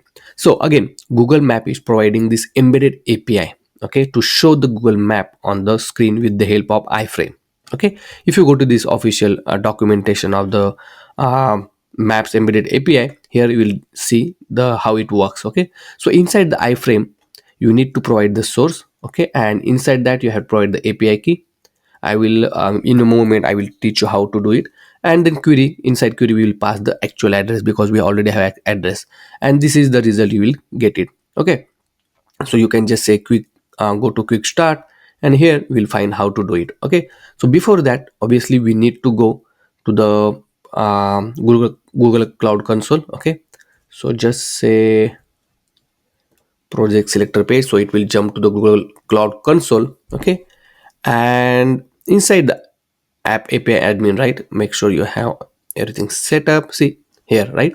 So here you have to search embedded map. Okay, something like this on the search panel, and then you will find, you can scroll a little bit down and you will find this option called maps embedded API. Okay, so make sure it's enabled. So right now is enabled for me. Okay, so you will find the disable enable button, so click on it and it will be enabled. Okay, and once you enable with the existing API, you can able to use this Google Map API service. Okay, so it's quite simple. Again, what you have to do, let's go back here, and let me go back, and you have to copy this iframe. Okay, so, sorry, so you can copy this all of this code. Okay, this is JavaScript code, but we are using the React TypeScript, so a little bit different, but that's fine, we will cover it. Okay, how to do it. So here after this div, we'll add this iframe. Okay, so for the iframe, what I will do, I will change this little bit. So I will be change width, height. Okay, in the format like this. We don't want styling, then allow full screen is not applicable, and this one also not applicable. Okay, obviously in the source, right, we have to wrap it in a curly braces, and then we need to replace this with the API row. Okay, so we have to add the process dot env dot API name like this. Okay, then we have to add plus colon like this. Okay, and obviously we need to replace this. So let me copy directly. I have with the actual formatted address. Okay, why am I getting error? Okay, so for this query we added this formatted address and everything is as it is. Let me change this one. Okay, perfect. Now we have the width, height and everything. Now if I save this one and let's go back to our application. Okay, you see the map is showing but it's not formatted correctly. So what I will do, I will add some class name, and here I will say width to be full, height of 200 pixel, and then I will make the rounded large. Okay, the corner will be rounded, and if you see the corner is rounded, the height is perfectly matching and everything. Okay, so what I will do, I will use also give some margin to top for this div up to 5. If you see the map is showing on the screen. If I change to some other, right, if I go to Manhattan Times Square, see the map is changing immediately. See, so beautifully, right? And you don't need to do anything. Within some few click we added this uh, Google Map integration in our app with the help of iframe embedded Google Map API.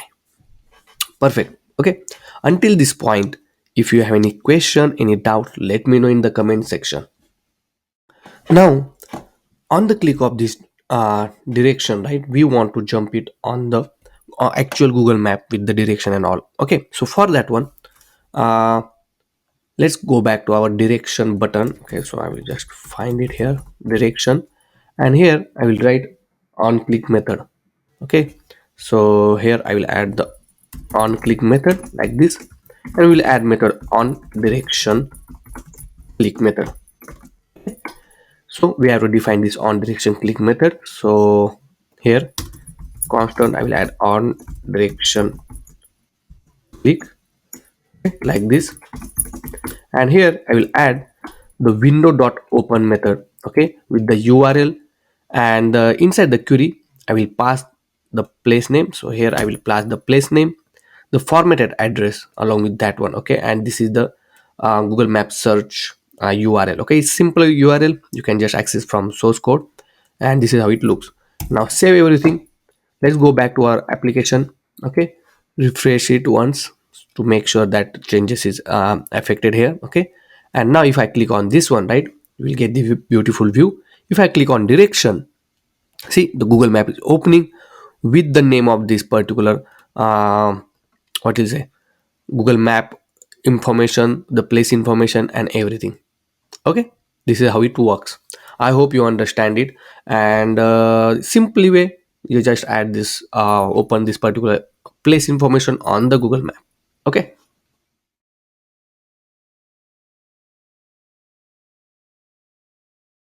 now we need to implement the search functionality so that we can actually pass whatever the user type inside this search box, and once user click on this button, search button, we will get and show the actual result. Okay, so let's go back to our application, and inside this page.txx, right, we have this hero component, right? So inside the hero component we have our search input field, right? So inside this input field, whenever user type we need to accept it. Okay, so here what I will do, I will add the on change method. Okay, so this on change method will return the event. Okay, and let's console this event. So in order to get what the actual user return the value, right, we can get it using e, which is event.target.value. Okay, and save it. Now let's go back to our application, open the inspect panel, and inside the console, right, when you type something, right, some, for example, New York. See, each for each key press, right, you will see the event is occurred and it's showing on the console.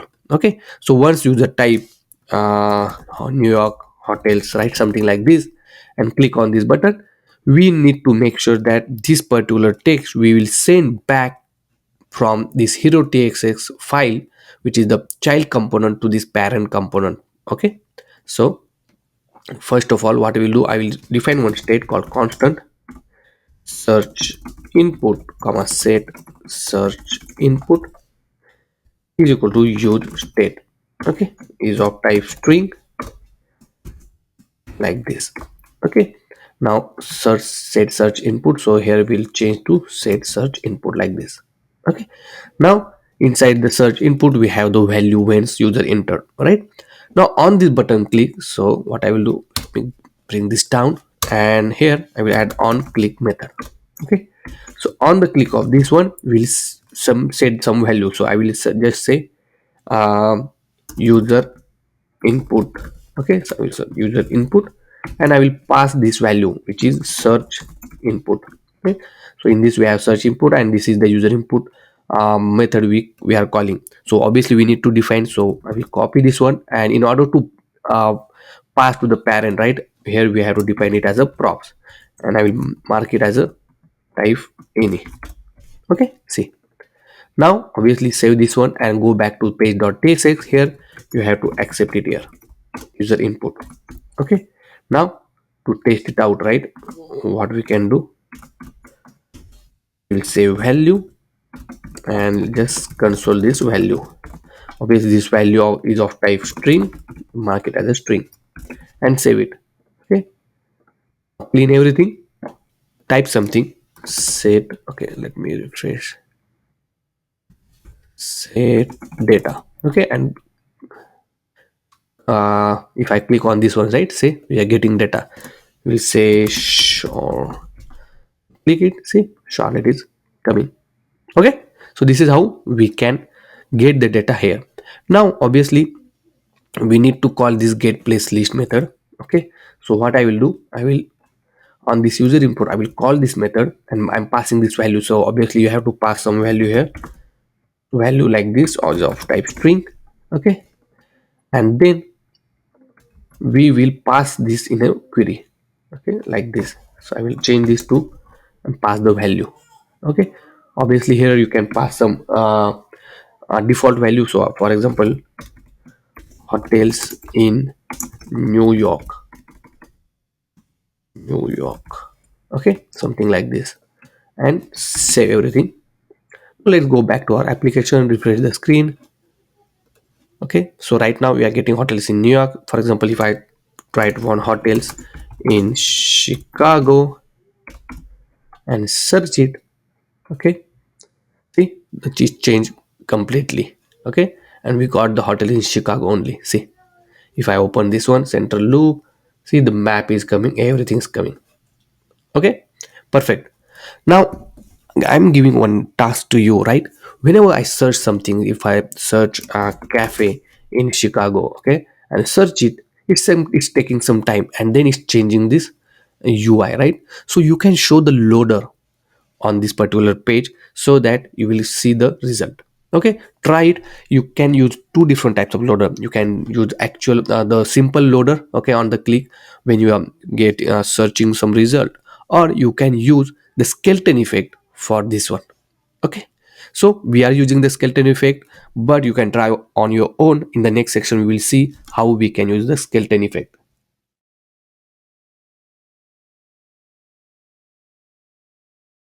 Now let's add loading skeleton effect. Okay, so for that one, Tailwind CSS provide this beautiful pulse animation. Okay, and it which act like a skeleton effect only. Okay, so let's copy this line of code and modify according to your layout. Okay, so I already made this one file called skeleton.txx inside the component folder, and inside here I added this skeleton structure. Okay, you can refer this from my source code. The link of my source code is in the description. Now let's go back to our place list. Okay, so what we will do, whenever the place list is available, we'll show this line of code, and when place list is empty, then we will show our skeleton effect. Okay, so for that one, what I will do, I will copy this same div, okay, over here. Let me bring this down here like this. Okay, see, so this is the grid structure we need it, okay, to show the skeleton effect, and obviously we need to show it. So what I will do, inside the curly braces, we need to iterate the skeleton component multiple times. So I will put the array like this, okay, dot map, and inside that I will add item comma index like this. Okay, and inside that I will add the skeleton component. Okay, and if I save everything, let's go back to our application, and below that you see the skeleton effect is showing, and you see the all the seven component is showing on the screen.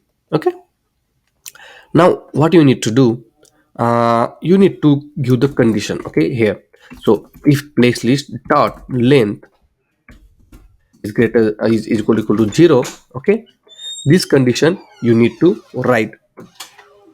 So question mark, if the place list length is 0, then you need to show this code, otherwise show null. Okay, and let's take this out. I will put question mark and see. Okay, now let's refresh the screen and see the skeleton effect is showing. Okay, and once the data is available, then actual data is showing and the skeleton effect is gone.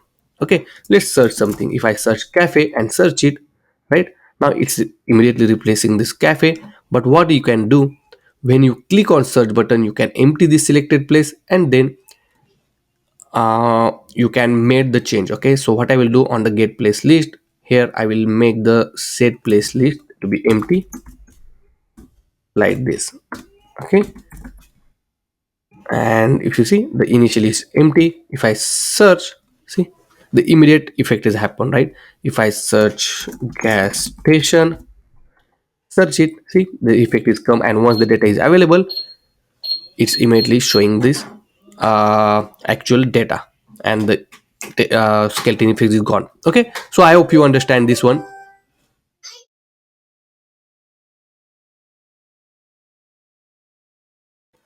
So our application is completely ready. Now it's time to deploy it on the server so that you can share it with your friends and family. So first of all, we will deploy it on Vercel. Okay, so Vercel is one of the best and free hosting provider. Okay, so it's a, if you go to this vercel.com, okay, then you have to log into the account and create a new account if you don't have, and then you can go to this vercel.com, okay, slash dashboard, and you will see the screen like this. But before that, we need to move this code on the GitHub. Okay, if you don't have account on GitHub, create a one on github.com, and once you create the account here, you have to create a new repository. Okay, so click on create new repository, and here you need to give the name. So in this case I will go discover places. Okay, and you can make it public or private. I will keep it public, and then click create a repository. Okay, once you create a repository, here some of the step you need to follow. Okay, so first of all, you need to initialize the git in your application. Okay, so inside the terminal, just type git init, so it will initialize the git. Okay, so you see it's initialize the git. Then you have to add this particular readmd if you don't have. Okay, or you can just do the git space add dot. Okay, so it will add all your files. Okay, then you have to commit it. Okay, so you can say final changes. Okay, you can give the commit message and enter it. See, and then you can just push it. So here, okay, so here you need to push with this particular command. Okay, because first time you are pushing. So say git push origin main. Okay, so it's saying fail to push reference to origin. Just try to this one, and let's try to push it now. So it's saying could not origin not appear to the git repository, could not read from the repository. Make sure you have the correct access. Exit git status push. Don't know what's the issue. Okay, so what we miss, right? We need to add this origin. Okay, so once we add the origin, then we can able to push the code. See, we forgot to add the origin, right? Because we need to tell to this particular VS Code that okay, you have to you have to connect this particular application to this particular repository. Okay, now if I refresh the screen, because we push the code, see our code is live now. Okay, and all our code asset files are here inside this github. Okay, now it's time to deploy. So go to the vercel.com and say click add new project. Okay, inside that, here you will have to connect with the git repository first. Okay, you have multiple options called gitlab, github, or bitbucket. So in this case the github, and as soon as you see, right, here is the repository, and just now we created, that's why it's showing 45 seconds ago now. Okay, click import, and then project name you have to give, everything is there, right? If you want to set the environment variable, okay, you can set it. So what you have to do, go to the .env and just copy this environment variable like this. Okay, and do value for it. See, add, it's the same value for other, and this public as well,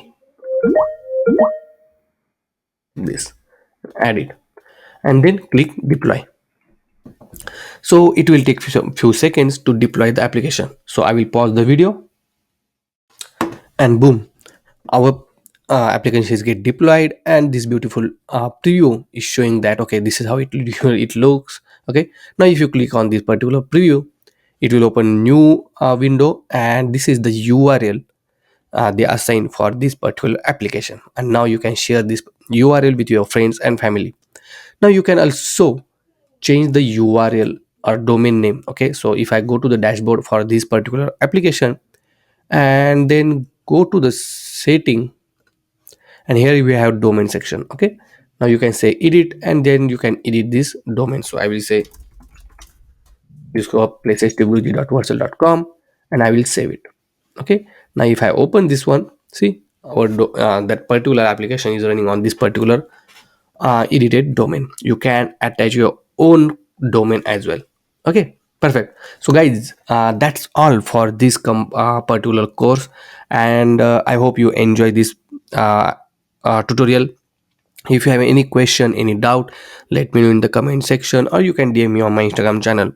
Also, if you did not subscribe to my channel, please do subscribe, join my channel, and you will get a lot of perks from my channel. Okay, also soon, very soon, we are going to conduct live sessions. Okay, it will be some of the free and some of the paid session will be available. So I will schedule it, and I will let you know the schedule for the live session. Okay, it will be a one-to-one session, as well as it will be a group session. Okay, so be tuned, subscribe to my channel, and if you really like this video, press like button, share this video with your friends and family. So guys, we'll meet you next time. Until then, see you, bye bye, keep smiling.